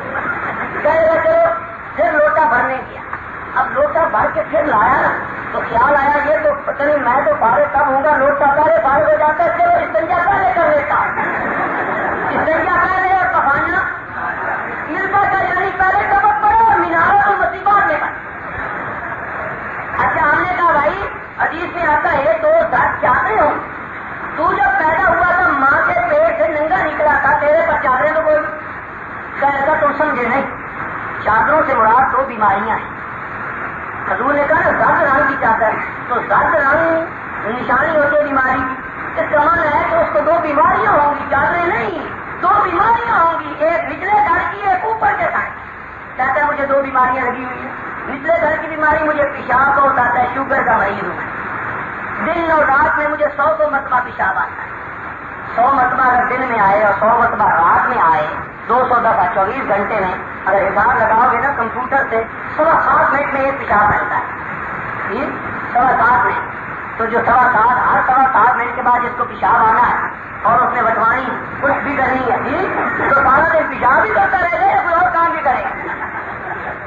اگر یہاں سے چلے گا دوسری مسجد جانے تک تو رستے میں پیشاب کا چھڑکاؤ ہوتا جائے. تو ہمارے مولوی صاحب پاس میں وہ کہتا ہے حضور کی شان میں پنجابی میں پڑھتا تھا شاعر ہمارا وہ چشتی, جتو لگتا گیا رنگ لیندا گیا. سونا نبی جتو لگتا گیا رنگ لیندا گیا. تو مرزا کا یعنی کے بارے میں جتو لگتا گیا اس کو مترندا گیا, متر کرتا گیا, ترکا کرتا گیا, چھڑکا. جی کہتا ہے مجھے یہ 2 بیماریاں, نچلے گھر کی یہ, اوپر کے گھر کی مجھے میراث اور مالی کھولیا. میں نے اسے کہا تھا تقریر میں کہ نبی عیب سے پاک ہوتا ہے. کہو نبی عیب سے عیب والا نبی ہوتا ہے. خدا خود بھی بے عیب ہے, خدا کے نبی بھی بے عیب ہوتے ہیں. ورنہ یہ تو خدا پر اعتراض ہے کہ خدا اپنا نبی بے عیب نہیں بنا سکتا. یہ پیشاب زیادہ آنا عیب ہے کہ نہیں, 100 دفعہ پیشاب آئے تو عیب مرض ہے کہ نہیں, یہ کیسے نبی بنا. بہرحال ماضی آئیں گے, مرزا کا یعنی نہ ماضی ہے نہ عیسیٰ. ماضی کا نام محمد غلام احمد، ماضی کے باپ کے نام عبداللہ، اس کے باپ کے نام غلام مرتضیٰ، ماضی کی ماں کے نام آمنہ، اس کی ماں کے نام چراغ بی بی، ماضی سید ہوگا یہ ہے مرزا مغل، ماضی مقام ابراہیم میں بیٹھا ہوگا حج کرے گا، مرزا کا یعنی پر ساری زندگی حج نصیب نہیں ہوا، لاکھوں کا مالک تھا پر ادھر نہیں گیا، کیوں؟ خطرہ تھا ادھر جاؤں گا تو گردن اتر جائے گا، یہ کیسا ماضی؟ تو نہ ہم مرزا کا یعنی کو ماضی مانتے ہیں، نہ اس ماضی کو مانتے ہیں جو 1200 سال ہو گیا اور کار میں پڑا ہے، سمجھ گئے؟ وہ کچھ نہیں کر سکتا، وہ اگر ہمت رکھتا ہے تو بہ رہا ہے۔ چھٹا سوال، کیا کسی معتبر تاریخی حوالہ سے یہ ثابت کر سکتے ہیں کہ جب حضرات شیخین نے جنازہ رسول بلا دفن چھوڑ سقیفہ بنی ساعدہ روانہ ہونے کا ارادہ کیا تو انہوں نے حضرت علی یا حضرت عباس ابن عبد المطلب کو اپنے عزائم سے آگاہ کیا ہے؟ اگر جواب اس بات میں ہے تو ثبوت فراہم کرو، اور جنازہ رسول بغیر دفن کفن کے کیوں چھوڑا؟ دفن و کفن زیادہ ضروری تھا یا کہ باقی معاملات زندگی؟ یہ شیعوں کا بڑا پرانا سوال ہے۔ ابو بکر عمر جنازہ نہیں پڑا اور جناب وہ خلافت کا جھگڑا چکانے چلے گئے۔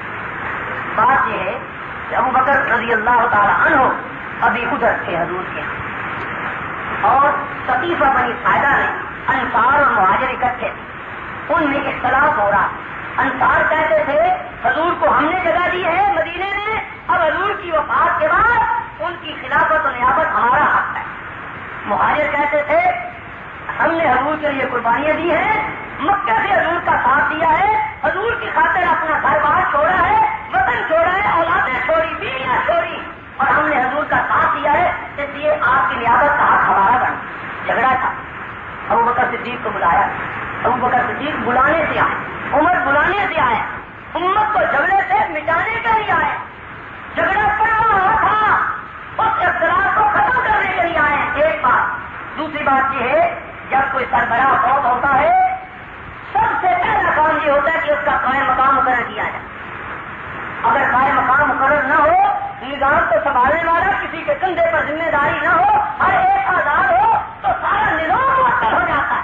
آپ کو معلوم ہونا چاہیے جو بڑے بڑے ملکوں کے کوئی سربراہ مرتے ہیں ان کی موت کا اعلان بھی بعد میں ہوتا ہے، پہلے ان کا جانشین مقرر ہو جاتا ہے، ٹھیک ہے کہ نہیں؟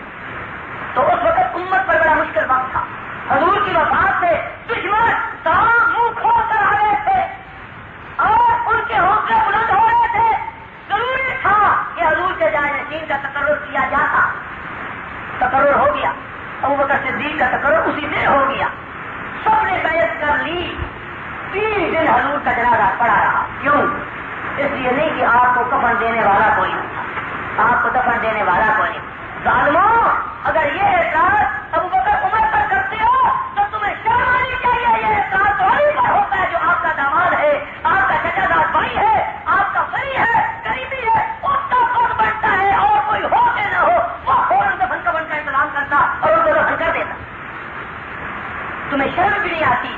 جو اعتراض ابو بکر پر کرو گے، عمر پر کرو گے، میں آپ کو ثابت کروں گا کہ وہ اعتراض اسی طرح علی پر آئے گا، اور اگر علی کا دامن پاک ہے تو ابو بکر کا پاک ہے، اور اگر ابو بکر عمر کا دامن پاک نہیں تو علی کا دامن بھی پاک نہیں ہو سکتا۔ سوال یہ علی نے کیوں 3 دن چھوڑے رکھا؟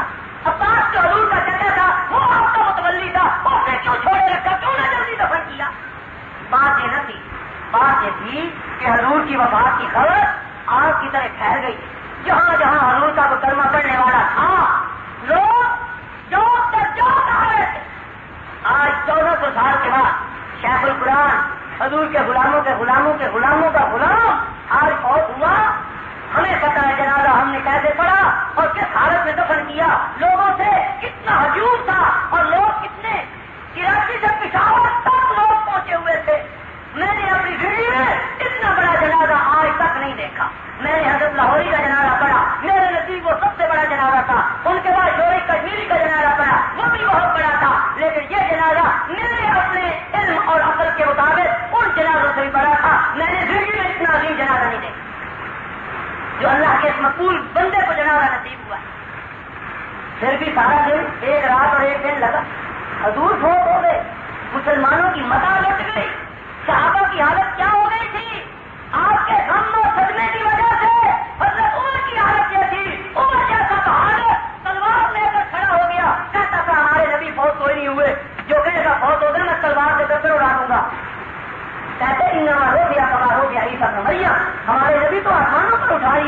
عیسیٰ علیہ السلام کھا لیا گیا. اور یہ بھی ایک دلیل ہے ہماری کہ صحابہ کا عقیدہ تھا نا عیسیٰ علیہ السلام کے بارے میں. بولو تو صحیح. اگر صحابہ کا عقیدہ نہ ہوتا تو حضرت عمر حضرت عیسیٰ کے اٹھائے جانے پر نبی کا قیاس کیوں کرتے؟ فرماتے رو گیا کما رو گیا عیسیٰ ابن مریم. اور جب ابوبکر صدیق آئے انہوں نے خطبہ دیا اور خطبے میں انہوں نے یہ آیت پڑھی ما محمد الا رسول قد خلت من قبلہ الرسل افإن مات او قتل انقلبتم على اعقابکم. عمر کہتے ہیں جب یہ آیت صدیق نے پڑھی مجھے تو ذہن سے اتر گئی تھی, بھول گئی تھی. جب یہ آیت پڑھی تو اس وقت ایسا معلوم ہوا جیسے اب نازل ہو رہی. حضور کی وفات کے صدمے سے بھول گیا. اور پھر عمر ابوبکر کی جرأت, ابوبکر کو جو رب نے استقامت اور حوصلہ دیا تھا اس مشکل وقت میں, فرمایا سنو من کان یا تو محمد فإن محمدا قد مات. جو محمد صلی اللہ علیہ وسلم کی عبادت کرتا تھا وہ سن لے کہ محمد تو فوت ہو گئے. ومن کان یعبد اللہ فإن اللہ حی لا یموت. اور جو رب کی عبادت کرتا تھا وہ سنے کہ رب پر موت نہیں آتی نہ آئے گی, رب تو ہمیشہ سے زندہ ہے, ہمیشہ زندہ رہے گا. صحابہ کی حالت حضور کے صدمے غم سے عجیب و غریب, ہوش حواس قائم نہیں تھے. اور صحابہ آ رہے, جوک در جاؤ مسلمان آ رہے. 3 دن نبی کا جنازہ پڑھا گیا, رات اور دن جنازہ.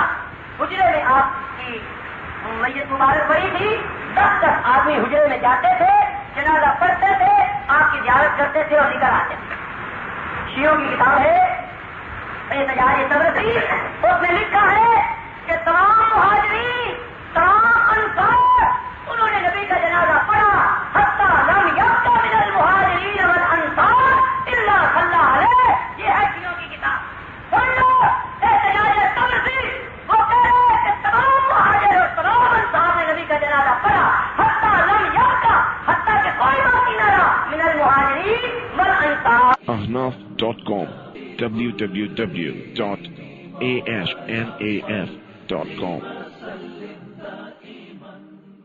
مہاجروں میں سے بھی اور انصاریوں میں سے بھی. ابوبکر مہاجر ہے کہ نہیں, عمر مہاجر ہے کہ نہیں. اور تمہاری دوسری کتاب حیات القلوب میں اور دوسری کتاب موجود ہے کہ حضرت ابوبکر صدیق نے آخری جنازہ انہوں نے پڑھا, کیونکہ وہ امیر خلیفہ مقرر ہو چکے تھے. جب ولی خلیفہ جنازہ پڑھا دے اس کے بعد پھر اور جنازہ نہیں ہوتا. اس لیے صدیق اکبر نے سب سے آخر میں پڑھایا.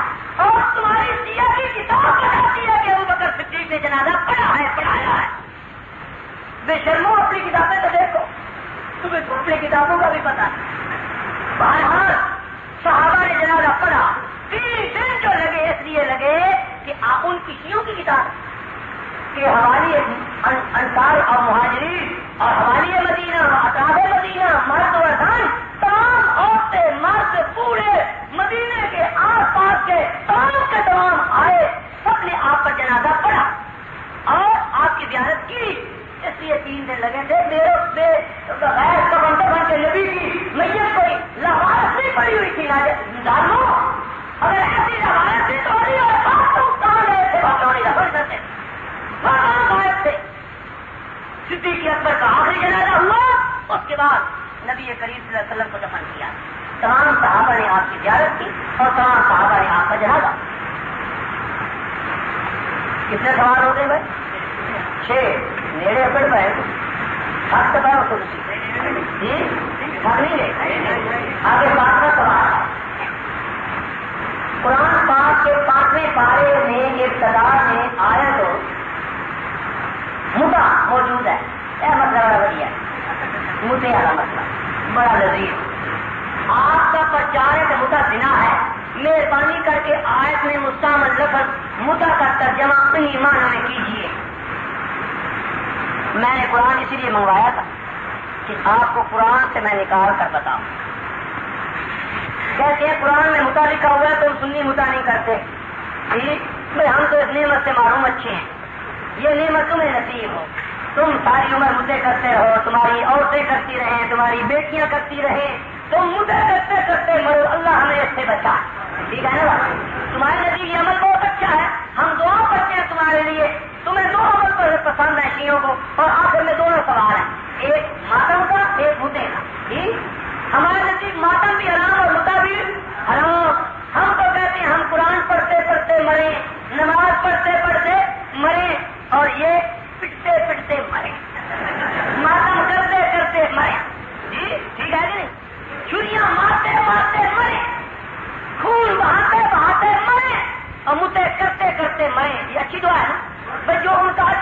سیدھا عمل ہے. ہمیں دیکھیں تم کو تم نمازیں پڑھتے پڑھتے مرو, ہم کہیں گے آمین. تم ہمیں دو تم قرآن پڑھتے پڑھتے مرو, ہم کہیں گے آمین. ٹھیک ہے نا. ہم تمہارے لیے کہتے تم متے کرتے کرتے مرو, جیوں کو بھی آمین کہنی چاہیے. ہم کہتے ہیں تم ماتم کرتے کرتے مرو, پٹتے پٹتے مرو, دنیا نو پٹو, مردیاں نو پٹو, دنیا نو پٹو, پچھلے نو پٹو, پٹنا پٹتے مرو. آمین سے آپ ہو جا. لیجیے آئے سنو مدے کی. کہتے ہیں 5ویں پارے میں مدے کی آئے. یہ آئے تو پیچھے سے چل رہی ہے. اللہ تعالیٰ مبارک نے یہ سورت نساء ہے, 4تھا پارہ ہے. سورت نساء 4تھا پارے کا آخر, 5ویں پارے کی شروع. اللہ تعالیٰ نے یہاں وہ عورتیں بتلائیں جو حرام ہیں, جو عورتیں حلال ہیں. فرمایا ولا تنکحوا ما نکح آباؤکم من النساء, جس سے تمہارے باپ نے شادی کی ہو, جو تمہاری متریری ماں, اس سے تم نکاح نہ کرو. انہ کان فاحشۃ ومقتا وساء سبیلا. حرمت علیکم امہاتکم, تم پر تمہاری مائیں حرام, تمہاری بیٹیاں حرام, تمہاری بہنیں حرام. وعماتکم, تمہاری پھوپھیاں حرام. وخالاتکم, تمہاری خالائیں حرام. وبنات الاخ, تمہاری بھتیجیاں حرام. وبنات الاخت, تمہاری بھانجیاں حرام. وامہاتکم اللاتی ارضعنکم, اور وہ مائیں جنہوں نے تم کو دودھ پلایا ہے, رضائی مائیں, وہ بھی حرام ہیں. وأخواتكم من الرضاعة, اور تمہاری رضائی بہنیں وہ بھی حرام ہیں. وأمهات نسائكم, اور تمہاری بیویوں کی مائیں سب وہ بھی حرام ہے. وربائبكم اللاتي في حجوركم, اور جو تم بیوی بچے والی لائے ہو, بیوی کسی کی بچی بھی تھی تمہاری پرورش میں, وہ بچی بھی تم پر حرام ہے. فإن لم تكونوا دخلتم بهن فلا جناح عليكم وحلائل أبنائكم, اور تمہارے بیٹوں کی بیویاں بہو وہ بھی حرام ہیں. اور ان تجمعوا بین الاختین, تم دو بہنوں کو جمع کرو, یہ بھی حرام ہے. الا ما قد سلف, ہاں اس آیت سے پہلے اگر کسی کے پاس تھی تو اللہ معاف کرے گا. اب ان کو ایک کو رکھ, ایک کو چھوڑ. ان اللہ کان غفور رحیم.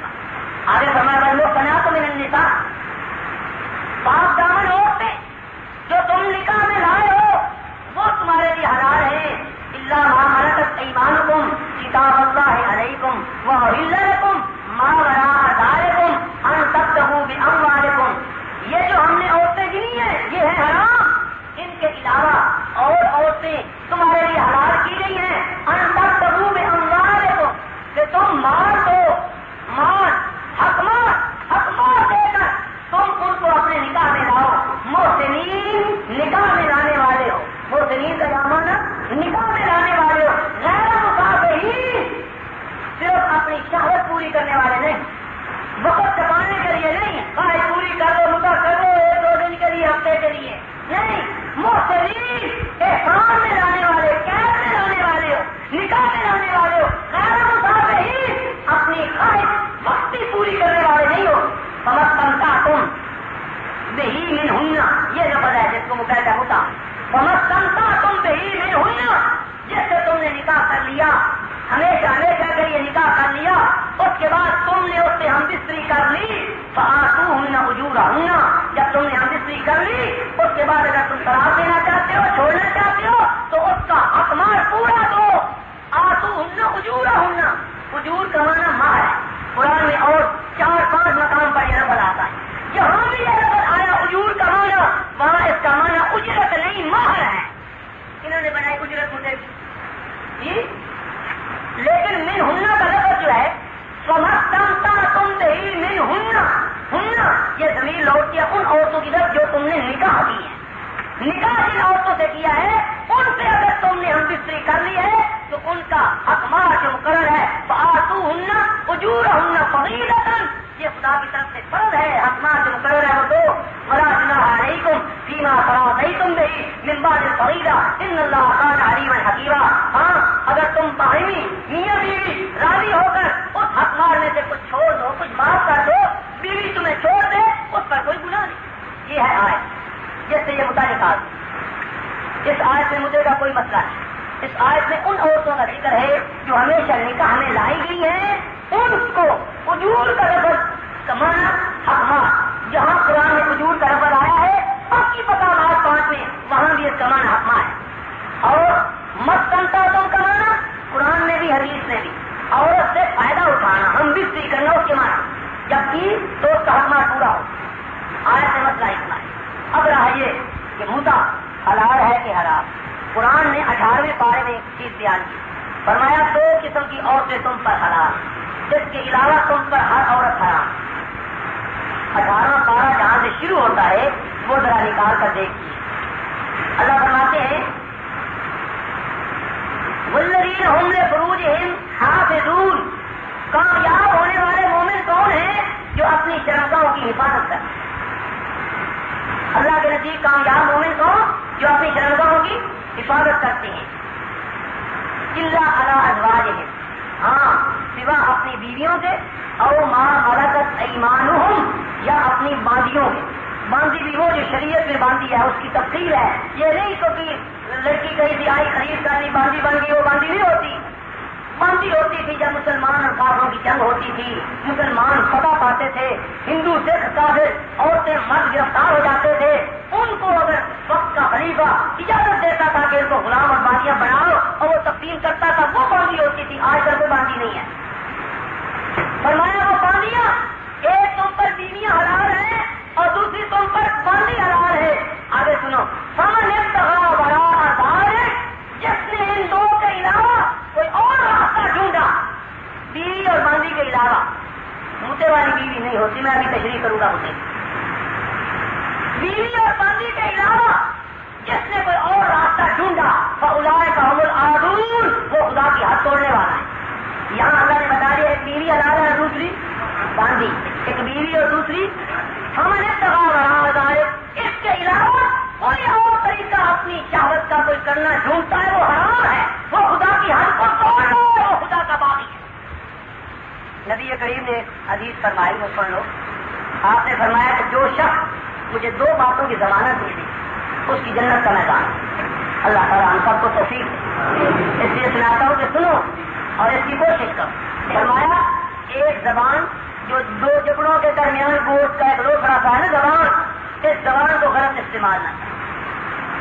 شرک بھی اسی زبان سے ہوتا ہے، کفر بھی اس زبان سے ہوتا ہے، گالی گلوچ بھی اس زبان سے ہوتا ہے، چغلی اور غیبت بھی اس زبان سے ہوتا ہے، لڑائی دنگا فساد بھی اس کا مجھے زبان. فرمایا جو شخص اس چمڑے زبان کا مجھے ضمانت دے دے کہ اس کو غلط استعمال نہیں کرے گا. ایک دوسری گوشت کا وہ حصہ جو 2 اس کی ٹانگوں کے درمیان یعنی شرمگاہ، ان 2 چیزوں کا مجھے ضمانت دے کہ غلط استعمال نہیں کرے گا. فرمایا اس کی جنت کا میدان ہے. نہ شرمگاہ غلط استعمال کرے، نہ اپنی زبان غلط استعمال کرے. شرمگاہ بیوی اور باندی کے سوا حرام، اس سے متع حرام ہو گیا، اس لیے کہ متع والی عورت بیوی نہیں ہوتی. اب آپ کو متع سمجھاؤ. یہ کہتا ہے کہ ہوتا ہے نہیں بولو نا. اور متع کے لیے اعلان کی ضرورت نہیں، لا اعلان ولا شہادہ.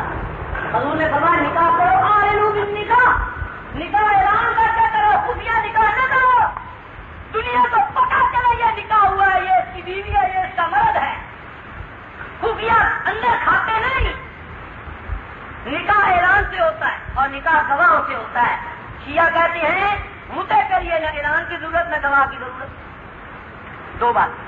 تیسری بات، متع کے لیے حق مہر کی ضرورت بھی کوئی. 1 لاکھ کلو جو کا اگر اتنے پہ عورت راضی ہو گئی یہی کافی. سمجھ گئے؟ یہ کافی. تیسری بات، نکاح 4 عورتوں سے زیادہ ہو سکتا ہے؟ بولو نا. ایک وقت میں 4 عورتوں سے زیادہ تو نہیں. متع کے لیے لکھا ہے کہ 1000 عورت سے اگر کرنا چاہے ایک وقت میں تو کر سکتا ہے. پھر نکاح جب عورت سے ہوتا ہے تو طلاق کے بغیر عورت جدا ہوتی ہے. متع جب کرو عورت سے تو طلاق کی ضرورت کوئی طلاق. اور نکاح والی عورت مر جائے مرد وارث، مرد مر جائے عورت وارث. ٹھیک ہے کہ نہیں؟ متع والا مرد مر جائے وارث کوئی نہیں، متع والی عورت مر جائے وارث کوئی. اور اگر متع کرنے سے آگے بچہ پیدا ہو گیا تو بچہ وارث کوئی. جی اب یہ کیا چیز ہے؟ زنا کے سر پر کوئی سیگ ہے؟ یہ جو عورتیں ہمارے ملک میں چکلوں میں بیٹھتی ہیں لائسنس لے کر، یہ سب شیعہ مذہب کی ہوتی لکھ کر دیتی ہیں کہ ہمارا مذہب شیعہ، کیوں؟ ہم تو اپنے مذہب پر مدعا کرا رہے ہیں، وہاں بھی تو یہی ہے، ایک مرد اور ایک عورت آپس میں سودا کرتی، نہ گواہ کی ضرورت نہ اعلان کی ضرورت، کچھ سودا ہو گیا، روپیہ 2 10 5 20 جتنا طے ہو گیا، ایک رات گزار لو، ایک جٹ گزار لو، ایک ہفتہ گزار لو، حتیٰ کہ لکھ کر مدعے کریے، کوئی وقت کی پابندی نہیں، ایک دن کی ایک رات کی نہیں، ایک بار اگر تم نے طے کر لیا ہم اکٹھے ہوں گے وہ بھی کافی ہے۔ بتاؤ یہ زنا نہیں تو کیا ہے؟ اور زنا کیا چیز ہے؟ اسی لیے تو ان کے یہاں زنا کا عیب نہیں، کہتے ہیں حضرت عمر نے متا حرام کیا تھا، بڑا ظلم کیا عمر نے، اگر عمر متا حرام نہ کرتا تو زنا کوئی نہ ہوتا۔ ارے زنا پھر کیا ہونا تھا؟ یہی تو زنا ہے جو تم متے کی آڑ میں کرتے ہو۔ اور پھر دیکھیے متا، یہ متا نہیں جو شیعہ کرتے ہیں، اسلام سے پہلے نکاح موقت ہوتا ہے، نکاح موقت۔ جب کوئی سفر میں جاتے تھے نا تو زیادہ عرصہ اگر رہنا ہوتا تھا تو کسی عورت سے نکاح کر لیتے ہیں، 2 مہینے کے لیے 4 مہینے کے لیے، کہتے بھائی ہم اتنی مدت ہے، جتنی مدت ہم یہاں رہیں گے ہمارا نکاح ہو گیا، مینی بھی آ پائیں گے، ایک دوسرے کی خدمت کرتے ہیں۔ لیکن شریعت کا جب حکم آیا تو یہ نکاح موقت جو وقت مقرر تک ہوتا تھا یہ حرام ہو گیا، یہ بھی حرام ہو گیا کہ ہفتے کے لیے یا مہینے کے لیے 2 مہینے کے لیے نکاح نہیں۔ مدعا تو تھا ہی نہیں پہلے، یہ نکاح تھا جو ایک مدت مقرر تک ہوتا تھا، باقاعدہ نکاح تھا، گواہ بھی ہوتے تھے، اعلان بھی ہوتا تھا، مہر بھی ہوتا تھا، ساری باتیں ہوتی تھی، صرف فرق یہ ہوتا تھا کہ ایک مدت مقرر ہوتی تھی، باقی ہوتا باقاعدہ نکاح۔ اس کو شریعت نے حرام کیا۔ یہ کہتے ہیں نہیں متا ہوتا تھا تو متا جو ہے وہ اب تک حلال چلا آتا ہے، عمر نے حرام کیا۔ اب سنو ان کے نزدیک مجھے بھی فضیلت کیا، ساری تو میں نہیں سنا سکتا، بڑی فضیلت کی ہے ان کی، میرے پاس ایک مستقل کتاب ہے ان کی مجھے، اجالا حسنہ، اس کا نام ہے اجالا حسنہ۔ بڑی نیکی، وہاں ایسی نیکی کہ اس جیسی اور کوئی نیکی نہیں، نہ نماز کا ثواب، نہ روزے کا اتنا ثواب، نہ حج کا اتنا ثواب، نہ قرآن پڑھنے کا اتنا ثواب، نہ ماتم کرنے کا اتنا ثواب، نہ تازیہ داری کا اتنا ثواب جتنا ثواب مجھے کا۔ ہم غرمہ ہم ثواب، مذہبی لوٹو ثواب بھی، اس لیے تو یہ مذہب پھیلتا ہے، یہ مذہب جو پھیلتا ہے اسی لیے، کیوں؟ بدماشی بھی کرو اور مذہبی لوٹو ثواب بھی کماؤ۔ ان کی ہاں مدعے کے لیے جو مدعا کرے وہ جنتی ہے، جو مدعا نہ کرے وہ جہنمی ہے، اس لیے ضروری ہوگا مدعا کرے۔ جی مدعا نہ کرے تو جہنم، 1 دفعہ کرے گا 1 حصہ جہنم سے آزاد، 2 دفعہ 2 حصے آزاد، 3 دفعہ جیسے مدعا کیا بالکل جہنم کے نزدیک نہیں جائے گا، پکا جنتی ہو جائے گا۔ اور پھر مدعے کے جو فضائل ہیں، جب میاں بیوی اور مدعے والا مرد اور عورت اکٹھے ہوتے ہیں، جب گفتگو کرتی ہیں تو پہاڑوں جتنی نیکیاں لکھی جاتی ہیں، جب ایک دوسرے کے قریب ہوتی ہیں، پیار کرتی ہیں تو کیا ثواب لکھے جاتے ہیں۔ آگے جو گند ہے وہ میں مسجد میں سنا نہیں سکتا کیا لکھا ہوا ہے۔ جب آگے فارغ ہو جاتی ہیں پھر غسل کرنے لگتی ہیں تو لکھا ہے کہ غسل کرتے وقت جو پانی کے قطرے ٹپکتے ہیں ہر قطرے سے 70 فرشتہ پیدا ہوتا ہے۔ سنا ہے؟ جو اس مدعے کرنے والے مرد اور عورت کے لیے دعا کرتا ہے، درود پڑھتا ہے، اللہم صلی علی المتمتع، اے اللہ رحمتہ بھیج مدعے کرنے والے مرد سے عورت سے، وہ فرشتے پیدا ہوتے۔ بھائی حساب لگاؤ، اگر 20 سیر پانی بھی لگے، جی 20 سیر اگر غسل پر پانی لگے تو ایک کی چٹاکیاں 16 اور ایک چٹاکی کے تولے 5 اور پھر تولے کے آگے ماسے اور ماسے کے آگے رسیاں، رسی کا بھی اگر ایک وہ قطرہ بن جائے جی تو 20 سیر کے کتنے کروڑ فرشتے بنیں گے؟ یعنی کتنے کروڑ فرشتے ایک مدعے سے بنے؟ وہ اس کے لیے دعا کر رہے ہیں، درود پڑھ رہے ہیں۔ اور پھر اور سنو، یہ محب اہل بیت ہیں، یہ حسین کے محب ہیں، یہ علی کے محب ہیں۔ آؤ تمہیں سناؤ ان کی محبت۔ شیعہ کی کتاب ہے تفسیر منہج الصادقین، حوالہ غلط ہو تو میری گردن اتار لو، حوالہ لو پہ لکیر ہوگی، مانے بیٹا نہیں چاہے جو ہمارے حوالے کو غلط ثابت کرے۔ کتاب شیعہ کی نہ تفسیر منہج الصادقین، اگر حوالہ نہ ہو کتاب شیعہ کی نہ ہو میری سزا پھانسی۔ کتاب بھی شیعہ کی ہو، حوالہ بھی صحیح ہو، پھر تم خود فیصلہ کرو۔ شیعہ کی کتاب کہتی ہے من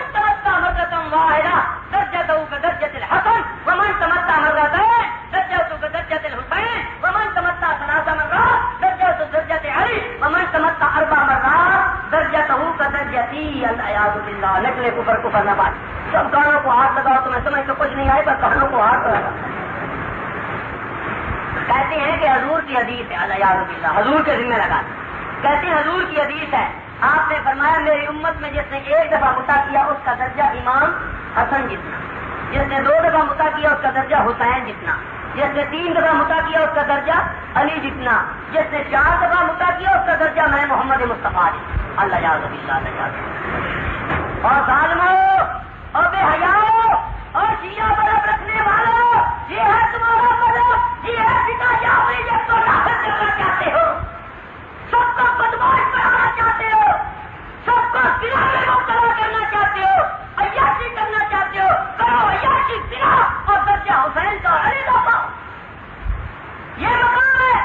میں کہتا ہوں چلو متا نکاح صحیح، متا جائز صحیح، متا اچھا کام صحیح، پر جتنا بھی اچھا ہو کیا کوئی اچھا نیکی کر کے حسین کے درجے کو پہنچ سکتا ہے؟ سنو ہمارا ایمان اور سنیوں کا ایمان سنو. شیعہ کو پڑے پھرتے ہو، میرا مطلب میرا عقیدہ سنی کا یہ ہے، ہزاروں غوث ولی کتب ابدال، حضرت داتا گنج بخش جیسے، حضرت خواجہ اجمیری جیسے، حضرت پیر بغدادی جیسے کروڑوں مل جائیں، اکٹھے ہو جائیں ایک پلڑے میں، اور میرا سیدنا حسین ایک پلڑے میں، حسین کا شان پھر بھی اونچا، یہ سارے ولی مل کر حسین کے مرتبے پر نہیں پہنچے. سارے ولی باتیں کرتے رہے، نمازیں پڑھتے پڑھتے پیشانیاں کھسا دیں، روزے رکھتے رکھتے دبلے ہو جائے، قرآن پڑھتے پڑھتے بینائی چلی جائے، حجیں کر کر کے وہ تھک جائے، لیکن حسین کے قدموں کی خاک کو بھی نہیں پہنچ سکتے. ہمارا ایمان تو ہے یہ، اور تیرا ایمان ہے کہ متا کیتے حسین کا درجہ، اور جہاں کبھی کیتا پیغمبر محمد مصطفیٰ کا درجہ، اور ظالما تیرے نزدیک یہی نبی کا مقام. کرے تو متا، کرے تو زنا، چل متا عبادت صحیح، متا اچھی چیز صحیح، میں نہیں بحث کرتا، پر چلو جتنی بڑی بھی عبادت ہے نبی کا مقام مل سکتا ہے متا کرنے سے. ان کے مولوی تھا وہ مر گیا، مولوی اسماعیل شیعہ، وہ بڑا مبلغ اعظم کہلاتا تھا. ایک دفعہ اکٹھے ہو، میرے اس کے 2 ایک مناظرے، میں نے اس کے سوال کا پرچہ لکھا، 12 سوال لکھے. میں نے کہا 12 امامی ہے تو 12 سوال، سارے سوال تو مجھے یاد نہیں، میں نے اس میں مدعے کے متعلق بھی سوال لکھے تھے. میں نے لکھا مولانا اسماعیل صاحب کو، کیا میں پوچھ سکتا ہوں کہ آپ مدعے کی جو نعمت ہے اس سے محروم ہیں یا اس نعمت کو حاصل کیا ہوا ہے؟ اگر آپ نے مدعا کیا ہے کیا میں پوچھ سکتا ہوں کہ آپ نے کتنی دفعہ کیا، تاکہ مجھے پتا چلے کہ آپ کا مرتبہ اور مقام کیا ہے. جی اگر آپ 4 دفعہ سے زیادہ کر چکے ہیں تو پھر اپنا مقام بتائیے. 4 دفعہ مدعا کرنے تو محمد مصطفیٰ کا مقام ہے، اور 4 سے جو زیادہ کرے اس کا مقام کیا ہے، ذرا اپنا مقام بھی بتائیے. اور آگے لکھا اگر آپ نے مدعا نہیں کیا، اگر آپ اس نعمت سے محروم ہیں تو پھر اس روایت کا جواب دیجیے، ہر کے مدعا نہ کر دنیا پہ رو روز روزے قیامت بد حیت و بد منظر باشد، مثل کسے کے پینی و گوش بری باشد، کہ جس نے مدعا نہ کیا اور اس نعمت سے محروم چلا گیا، قیامت کے دن اس کو سزا ملے گی، اس کا ناک کٹا ہوا ہوگا، کان کٹے ہوئے ہوں گے، آنکھیں نکلی ہوئی ہوں گی، مسلا ہوگا، بد شکل ہوگا، اگر اس نے مدعا نہ کیا اس نعمت سے محروم چلا گیا. میں نے کہا اگر تم نے مدعا نہیں کیا پھر اس روایت کا جواب دو، اور اگر مدعا کیا ہے تو بتاؤ کتنی مرتبہ کیا ہے، تمہارا مقام اور درجہ کیا ہے. ایک شیعہ حوالدار کا میرے پاس آتا تھا، کیمل پور کے علاقے کا، نثار حسین شاہ. پہلے تو ایسے ہی بنا رہا، منافق صرف ایسا کا کھل پڑا. شیعہ تھا، میرے پاس آتا تھا، حوالدار تھا، ہم تھانہ تفصیل بالکل ہمارے سامنے آمنے سامنے ہمارا وہ ادارہ ہے جامعہ عربی. سب سے لگا تھا. ایک دن میں نے اسے کہا شاہ جی آج ایک بات پوچھنی ہے، سچ سچ بتانا، تقیہ نہ کر. کہنے لگا کیا؟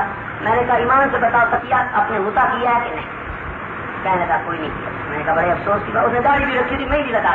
میں نے کہا اتنی عمر ہوگی آپ کی اور ماشاءاللہ آپ کی شکل و صورت بھی بڑی اچھی ہے اور آپ نے اب تک متا نہیں کیا، بڑے افسوس کی بات. کہنے لگا یہ کوئی ضروری تو نہیں، اچھا ہے ثواب ہے، کوئی نہ کرے کوئی ضروری ہے. میں نے کہا ضروری ہے، یہ روایت ہے آپ کی، ہر کا متا نہ کروا دنیا بے روح روا، روزے قیامت بد حیت و بد منظر باشد، مثل کسے کے بینی گوچے بری لا باشد. جب میں نے یہ روایت سنائی کہ یہ تو ضروری ہے، اگر متا نہ کرو گے تو تمہاری بدصورت شکل ہوگی، ناک کان کٹے ہوں گے، آنکھیں نکلی ہوں گی. بڑا پریشان ہوا. تھوڑی دیر کے بعد کہنے اچھا اگر 5 منٹ بعد کر لوا گیا سی بھی. میں نے کہا شاہ جی اپنی فکر تو ہو گئی، گھر والوں کی بھی فکر کرو. ہر کا مطالعہ کر، جس نے مطالعہ کیا، عورت ہو یا مرد، بچی ہو آپ کی یا بھائی بیٹا، کوئی بھی ہو، ہر کا مطالعہ کر. آج دنیا بے روح ہو. یہ ہے شیعہ کا مذہب مدعے والا، بڑے مدعے کی اولاد ہے جی. کرنا مدعا اور اس کو عبادت، محمد مصطفیٰ کا درجہ لے تو باللہ. اس لیے میں کہتا ہوں، اور میں نہیں کہتا، ان کی کتابوں سے ثابت ہوتا ہے کہ یہ شیعہ مذہب یہودیوں کی ایجاد ہے. عبداللہ بن سبا یہودی تھا پہلے، پھر وہ اوپر سے مسلمان ہوا، حضرت علی کا مرید بنا، اور اس نے یہ عقیدے گھڑے حضور کو بدنام کرنے کے لیے، صحابہ کو بدنام کرنے کے لیے. بڑا اس سے بتاؤ کوئی اور بڑی دشمنی ہو سکتی ہے جو اس کا یہ عقیدہ ہو کہ مدعا کرنے سے حسن حسین کا علی کا درجہ مل جائے. یہ دشمن کہہ سکتا ہے یا کوئی محب کہہ سکتا ہے؟ بولو تو صحیح. تو ان کے نزدیک مدعا تو ہے یہ. قرآن مدعے کی اجازت نہیں دیتا، حدیث مدعے کی اجازت نہیں دیتا. مدعا حرام ہے، قیامت تک کے لیے حرام ہے. اور یہ زنا کا دوسرا نام ہے. زنا میں اور مدعے میں کوئی فرق نہیں. بہرحال اس نے کہا جی 5ویں پارے سے ثابت ہوتا ہے، تو میں نے آپ کو حل کر دیا. ایک آخری سوال ہے. سوال اس نے کہے 10 سے لکھے 8 ہیں، اب پتہ نہیں اور 2 کیا ہے. بہرحال آخری سوال پڑھتا. ان سوالوں کے جواب کچھ تسلی بخش ہو گئے؟ آپ کی تسلی ہوئی ہے؟ اچھا آخری سوال، قرآن پاک کی اس آیت کا نشان بتائیے جس میں کہ حکم ہو کہ ماتم شبیر کرنا حرام. حضرت حسین کو کہتے ہیں شبیر، یہ ماتم کرتے ہیں، ہم ماتم شبیر کرتے ہیں جی. کہتے ہیں کوئی قرآن کی آیت بتاؤ جس میں لکھا ہو کہ شبیر کا ماتم حرام ہے. قرآن کسی ایک کا نام لے کر ایسے ہیں بتاتا رہتا ہے جی، کہ ایک کا نام لکھا ہوا. قرآن کے حکم احکام عام ہیں جی. آؤ میں قرآن سے آپ کو ثابت کرتا ہوں کہ ماتم کرنا حرام ہے. اللہ تعالیٰ فرماتے ہیں یا ایھا الذین آمنوا استعینوا بالصبر والصلاۃ ان اللہ مع الصابرین. اے ایمان والو صبر کرو، اللہ سے مدد مانگو نماز اور صبر کے ساتھ. ان اللہ مع الصابرین، اللہ صبر کرنے والوں کے ساتھ. فرمایا میں تمہیں آزماؤں گا، امتحان لوں گا. ولا تقولوا لمن یقتل فی سبیل اللہ اموات، جو میرے راستے میں شہید ہو گیا اس کو تم زبان سے مردہ مت کہو، زبان سے مردہ مت کہو. 4 پارے میں فرمایا ولا تحسبن الذین قتلوا فی سبیل اللہ اموات، جو میرے راستے میں شہید ہو گیا تم اس کو دل میں مردہ خیال بھی نہ کرو، مردہ خیال بھی نہ کرو. 2 آیتیں یاد رکھو. ایک آیت نے فرمایا کہ تو میرے راستے میں شہید ہو گیا اس کو زبان سے مردہ مت کہو. دوسری آیت نے فرمایا اس کو دل میں مردہ خیال بھی مت کرو. اب قطع نظر اس سے کہ ماتم حلال ہے کہ حرام ہو، تو میں ابھی بتاؤں گا کہ ماتم حرام ہے. لیکن میں کہتا ہوں ماتم جو ہے زندہ کا ہوتا ہے یا مردہ کا؟ جو بھی کرتا ہے بولو تو صحیح. زندے کا بھی تو کرتا ہے، مردے کا ہوتا ہے. ماتم مردہ کا کرتی ہے. جمعرات چہرہ پیچھے مکانا ایک مردیاں بھی ہوگی ہیں زندیاں بھی. یہ تو علاقہ بات ہے نا، جمعرات جائز ہے کہ ناجائز ہے، پر جو کرتے ہیں وہ زندوں کی کرتے ہیں یا مردوں کی؟ ماتم جو کرتا ہے زندہ کا یا مردے کا؟ مردے کا. قرآن کہہ رہا ہے شہید زندہ. حسین شہید ہوا ہے یا نہیں؟ شہید کو رب کیا کہتا ہے؟ فرماتا ہے زبان سے مردہ نہ کہو، دل میں مردہ نہ کہو، نہ زبان سے کہو نہ دل میں. اب ماتم کرنا، مکان لے جانا، تیجا کرنا، چلیسواں کرنا، جو رسمیں کیا کرتا ہے حسین کی شہادت پر ماتم وغیرہ، یہ زندوں کے ساتھ نہیں مردوں کے ساتھ. قرآن بتا رہا ہے کہ شہید زندہ ہے اس کو تم مردہ کہہ بھی نہیں سکتے، مردہ سمجھ بھی نہیں سکتے، مردوں والا سلوک نہیں کر سکتے. تم ان کے ساتھ مردوں والا سلوک کر سکتے. میں دیکھوں ایک عورت کا نوجوان بیٹا زندہ گھر موجود ہو اور تم مکان بڑھ کے چلے جاؤ پیٹتے پیٹتے ماتم کرتے ہائے ہائے کرتے، میں دیکھوں اس کے دل پہ کیا گزرتی. حسین زندہ ہے، علی اصغر زندہ ہے، علی اکبر زندہ ہے، کربلا کے تمام شہداء زندہ ہیں. وہ اپنی شہادت پہ فخر کر رہے ہیں. ان کی فاطمہ الزہرا اماں فخر کرتی ہے، علی مرتضیٰ فخر کرتی ہیں، ان کے نانا نبی پاک فخر کرتے ہیں. وہ شہید ہے، جنت کی نعمتیں کھا رہے، مزے لوٹ رہے. تو तुम मातम करते हो, तुम मुर्दा समझते हो, और मातम जिंदे का नहीं मुर्दे का है। हाँ, कभी कभी जिंदे का भी हो, मैं इसे बात करता, कभी कभी मातम जिंदों का भी करती। अय्यूब खान का मातम शुरू हुआ था आखिरी दौर में, उस गरीब के आखिरी दौर में उसके जनाजे लोग निकालते थे और मातम भी करते थे। भुट्टो से जब दुनिया तंग आ गई थी तो भुट्टो के जनाजे भी शुरू हो गए थे और भुट्टो का मातम भी शुरू हो गया था। कभी कभी जिंदों का मातम होता है, पर तब जब दुनिया और जिंदों से तंग आ जाता है। और मातम जिंदा का वो करता है जो उसका मुखालिफ होता है। जो भुट्टो के मुखालिफ थे वो उसके जनाजे निकालते थे और मातम करते थे, और अय्यूब के मातम और जनाजे वो निकालते थे जो उनके मुखालिफ थे या मुआफिक। बोलो तो सही, मुखालिफ ना। जिंदा का जो करेगा मुखालिफ निकालेगा, मुआफिक को नहीं निकालेगा। अगर हुसैन जिंदा है तो जो जिंदा का जुलूस निकाल रहा है, मातम कर रहा है, वो उसका मुआफिक नहीं हो सकता, उसका दुश्मन हो सकता है। ठीक है कि नहीं? अगर भुट्टो का जनाजा जिंदा का निकालने वाला, मातम करने वाला भुट्टो का हिमायती नहीं, भुट्टो का मुखालिफ है, तो हुसैन जिंदा का जो जनाजा निकालता है उसका जिंदा का मातम करता है, वो भी हुसैन का मुआफिक नहीं हो सकता, हुसैन का दुश्मन तो हो सकता है। तो समझ आई है बात? तो बात समझ में आई है? अब सुनो, मातम करने की बात सुनाता हूँ। मातम हलाल है कि हराम है? शब्बीर का मातम। अगर शब्बीर खुद कह दे, शब्बीर का नाना कह दे, बोलो कुरान में तो न हो नाम शब्बीर का, पर कुरान नबी शब्बीर का हुसैन का नाना अगर कह दे, फिर सुन लो हदीस नबी। कई हदीसें हैं, नबी करीम ने फरमाया, एक तो लानत की है, मुस्तानिया, खुदा की लानत है नोहा कहने वाली औरत पर, सुनने वाली पर। नोहा कहने वाली औरत, नोहा कहने वाला मर्द, मसीहा पढ़ने वाला मर्द, मसीहा पढ़ने वाली औरत, खुदा का पैगंबर कहते हैं उन पे खुदा की लानत, उन पे खुदा की। नबी करीम फरमाती हैं, सैयदना अली नहजुल बलागत वो नकल कर कहते हैं, मन ज़ारगा अला फाक़िदिही इंदा मुसीबत आबिद आमद, जिसने मुसीबत के वक्त अपना हाथ अपने जानू पर मारा उसके अमल बर्बाद, उसके अमल। अगर हाथ यहाँ मारे तो अमल कौन कह रहा है? तो थे हजरत अली, किताब नहजुल बलागत शिया की किताब, जो मुसीबत में अपने जानू पर हाथ मारे उसके अमल बर्बाद, और अगर जानू से ऊपर सीने पर मारे तो फिर ज्यादा सवाब, और अगर मुंह पर मारे तो और ज्यादा सवाब, सर पर मारे तो और अगर संगलियां लेके मारे तो फिर। और अली तो फरमाते हैं जिसने अपने रान पर, पट्टा उससे जानू पर मुसीबत के वक्त हाथ मारा, हमें तो अमल हो, और तुम करो मातम, और फिर तो कहने सवाब मिल रहा है। अली तो ये फरमाते। आओ नबी की हदीस सुनो।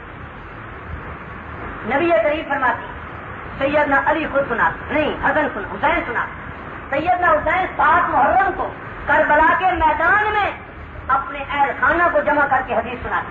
कहते हैं, समय तो बेओदो नहीं, मैंने अपने नाने से सुना है, छोटा था मैं, पर मैंने अपने नाने से, हजूर से सुना है, अपने कानों से सुना है। आपने फरमाया, लई ज़मीना मन तरबल खुदूदा व शक्कल जयूबा व दआ बिदहर जहलिया। फरमाया, मेरी उम्मत में से नहीं है वो जिसने मुसीबत के वक्त अपने रुखसारों पर हाथ मारा, अपने गिरबान फाड़े और दआ बिदहर जहलिया, जहलियत के तरीके की तरह उसने वैन कहे या मसीह कहे या हाय वाय कही, वो मेरी उम्मत में से नहीं है। तो समझे हो? और सुनो, शियों का कुरान मौलवी मकबूल का शियों के घर होगा। अगर कोई शिया सुनता है तो उसका 799 निकाल कर देखे, तुम्हारे शिया मौलवी मकबूल ने अपने कुरान के 799 की हाशिए पर लिखा है, ये आयत जो आती है, या नबियो इदा जाअकल मोमिनातो युबायिअनका अला अल्ला युश्रिकना बिल्लाहि शैआ। ऐ पैगंबर, जब तेरे पास औरतें बैत करने के लिए आए तो उनसे ये शर्त लगाओ बैत की, सबसे पहली अल्लाह युश्रिकना बिल्लाहि शैआ, कि अल्लाह के साथ शरीक ये उनसे वादा लो, शिरक नहीं करेंगे, चोरी नहीं करेंगी, जिना नहीं करेंगी, कोतान नहीं बांधेंगी। आगे आयत आती है, वला यातीन फी मारूफ, और किसी अच्छी बात में आपकी नाफरमानी नहीं करेंगे, किसी अच्छी बात में आपकी नाफरमानी नहीं करेंगे। इकरमा रज़ी अल्लाह तआला अन्हु की बीवी उम्मुल हिकम वो पूछती है हजूर से اللہ کے رسول باقی باتیں تو ہمیں سمجھ میں آ گئی، شرک نہ کرو، زنا نہ کرو، چوری نہ کرو، بہتان نہ باندھو، لیکن یہ جو حکم ہے مجمل حکم ولا یاتین کا فی معروف ہے کہ کسی اچھی بات میں آپ کی نافرمانی نہ کریں، وہ کون سی باتیں ہیں جن کی نافرمانی سے ہمیں روکا گیا ہے؟ یہ شیعہ کا قرآن لکھ رہا ہے، سن لو، یہ حضور کی روایت شیعہ مولوی اپنے قرآن میں لکھ رہا ہے۔ کیا حضور نے فرمایا؟ وہ باتیں یہ ہیں کہ تم مصیبت کے وقت ہائے ہائے نہ کرو، اپنے منہ نہ چھیلو، اپنے بال نہ کٹوٹو، کالے کپڑے نہ پہنو، کالے کپڑے نہ پہنو، ہائے بھائے نہ کرو، اپنے بال نہ کٹوٹو، اپنے چہرے نہ پیٹو۔ شیعہ کا قرآن صفحہ 299 نکال کے دیکھو، اگر نبی کی یہ حدیث نہ ہو میں جھوٹا، میری گردن اتار دو، اور اگر حدیث نبی کی ہو، کتاب قرآن شیعہ کا ہو اور اس میں نبی کی حدیث لکھی ہو کہ مصیبت کے وقت بال نہ کٹوٹو، چہرہ نہ پیٹو، گریبان چاک نہ کرو، کالے کپڑے نہ پہنو، اور ہائے ہائے نہ کرو، جو کرتے ہائے حسین ہائے ہائے حسین ہائے، جی وہ تو رب نے سزا دی ہے۔ جس سینے میں صحابہ کا بغض دشمنی ہوگی، تم اگر پیٹنے لگو، مارنے لگو، ایک تھوڑی سا چاقو مار دو، تم پر 325 کا کیس بن جائے گا جی۔ اللہ نے کہا ہاتھ بھی ان کے، چھریاں بھی ان کی، سینے بھی ان کے، ہر صحابہ کا دشمنوں، یہ سزا اللہ کی طرف سے جن کے سینے میں صحابہ کا بغض ہے، رب نے ایسی سزا دی ہے، اپنے ہاتھ ہو تمہارے، سینے اور سر بھی تمہارے ہو، چھریاں بھی تمہاری ہو، اپنے آپ کو مارو، سنی کیوں مار کے 325 لگوائے؟ مرو مارو اپنے آپ کو، پیٹو، پیٹتے پیٹتے مر جاؤ صحابہ کے بغض میں۔ اگر تمہیں اجر و ثواب ہے، ہم تو دعا کرتے ہیں اللہ تعالیٰ تمہیں پٹتے ہی مارے گا، ساری عمر پٹتے ہی رہو جی۔ آؤ اور سن لو ایک حوالہ، 10ویں کی رات کربلا میں محرم کبھی آنا ہوا تو پھر انشاءاللہ شہادت اور وہ ساری تفصیلات کا میں کبھی بات کروں گا، اب تو ضمن بات آئے سنا رہا ہوں۔ 10ویں کی رات ہے، خاندان اہل بیت ساری رات اللہ کی عبادت میں گزارتے ہیں، نفل پڑھتے ہوئے، قرآن کی تلاوت کرتے ہوئے، شیعوں کی طرح سیجیں لے کر بازاروں میں نہیں پھر رہے تھے، عبادت کر رہے تھے، قرآن پڑھ رہے تھے، نفل پڑھ رہے تھے۔ صبح کی نماز پڑھ لی، سیدنا حسین کی تھوڑی سی آنکھ لگی، ساری رات کے جاگے ہوئے تھے، آنکھ لگی، حضور کی زیارت ہوئی۔ یہ شیعہ کی روایت سنا رہا ہوں، شیعہ کی کتاب کی، حضور کی زیارت ہوئی، حضور نے تسلی دی، حسین کو کہا ہے میرے نواسے حسین، جنت کے شہزادے، آج تیری مصیبت کا آخری دن ہے، آج تیری شہادت کا دن ہے، تیری روزے کی افطاری آج میرے یہاں ہوگی، 10 محرم کو روزہ، سنت ہے 2 محرم کو روزہ رکھنا، جو ان کو نصیب نہیں ہوتا غم حسین میں حلوے اور مٹھائیاں کھاتے رہتے ہیں، اور نبی کی سنت تو روزہ ہے، حسین کی سنت روزہ ہے، حسین نے کربلا کے میدان میں روزہ نہیں چھوڑا، نماز نہیں چھوڑی۔ حضور نے فرمایا اے حسین آج تیرے روزے کی افطاری ہمارے یہاں۔ یہ شیعہ کی روایت۔ حضرت حسین بیدار، خواب کا ذکر کیا، ہمشیر گان نے خواب سنا، ان تک خواب پہنچا، انہیں گھبراہٹ ہوئی، کچھ آوازیں آنے لگی، مصیبت سامنے آئی کہ آج آخری وقت ہے، قافلہ لٹ گیا، حسین شہید ہو گیا، سب تو ہم کہاں جائیں؟ کچھ آوازیں آنے لگی، سیدنا حسین آئے اور خطبہ دیا، یہ آخری خطبہ ہے حسین کا 10ویں والے دن۔ اگر حسین خود منع کر گیا ہو پھر تو ماتم حرام ہے کہ نہیں؟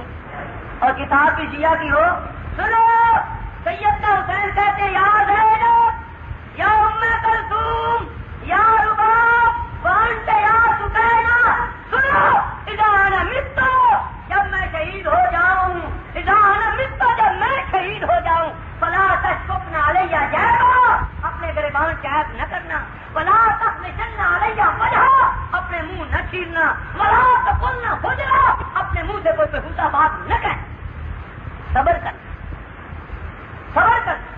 یہ سیدنا حسین 10ویں کی صبح کو اپنے اہل خانہ کو کہہ رہے ہیں، کیا انہوں نے عمل کیا ہوگا کہ نہیں؟ بولو تو صحیح، یا انہوں نے بے صبری کی ہوگی؟ قرآن سارا صبر کی تلقین کرتا ہے، بے صبری کی۔ اگر پیٹنا خون بہانا بھی صبر ہے تو بے صبری کے جانور کا نام ہے۔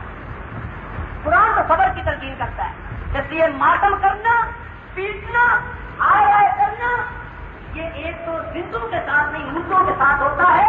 زندوں کا وہ کرتا ہے جو زندوں کا مخالف ہوتا ہے، یا تم حسین کے مخالف ہو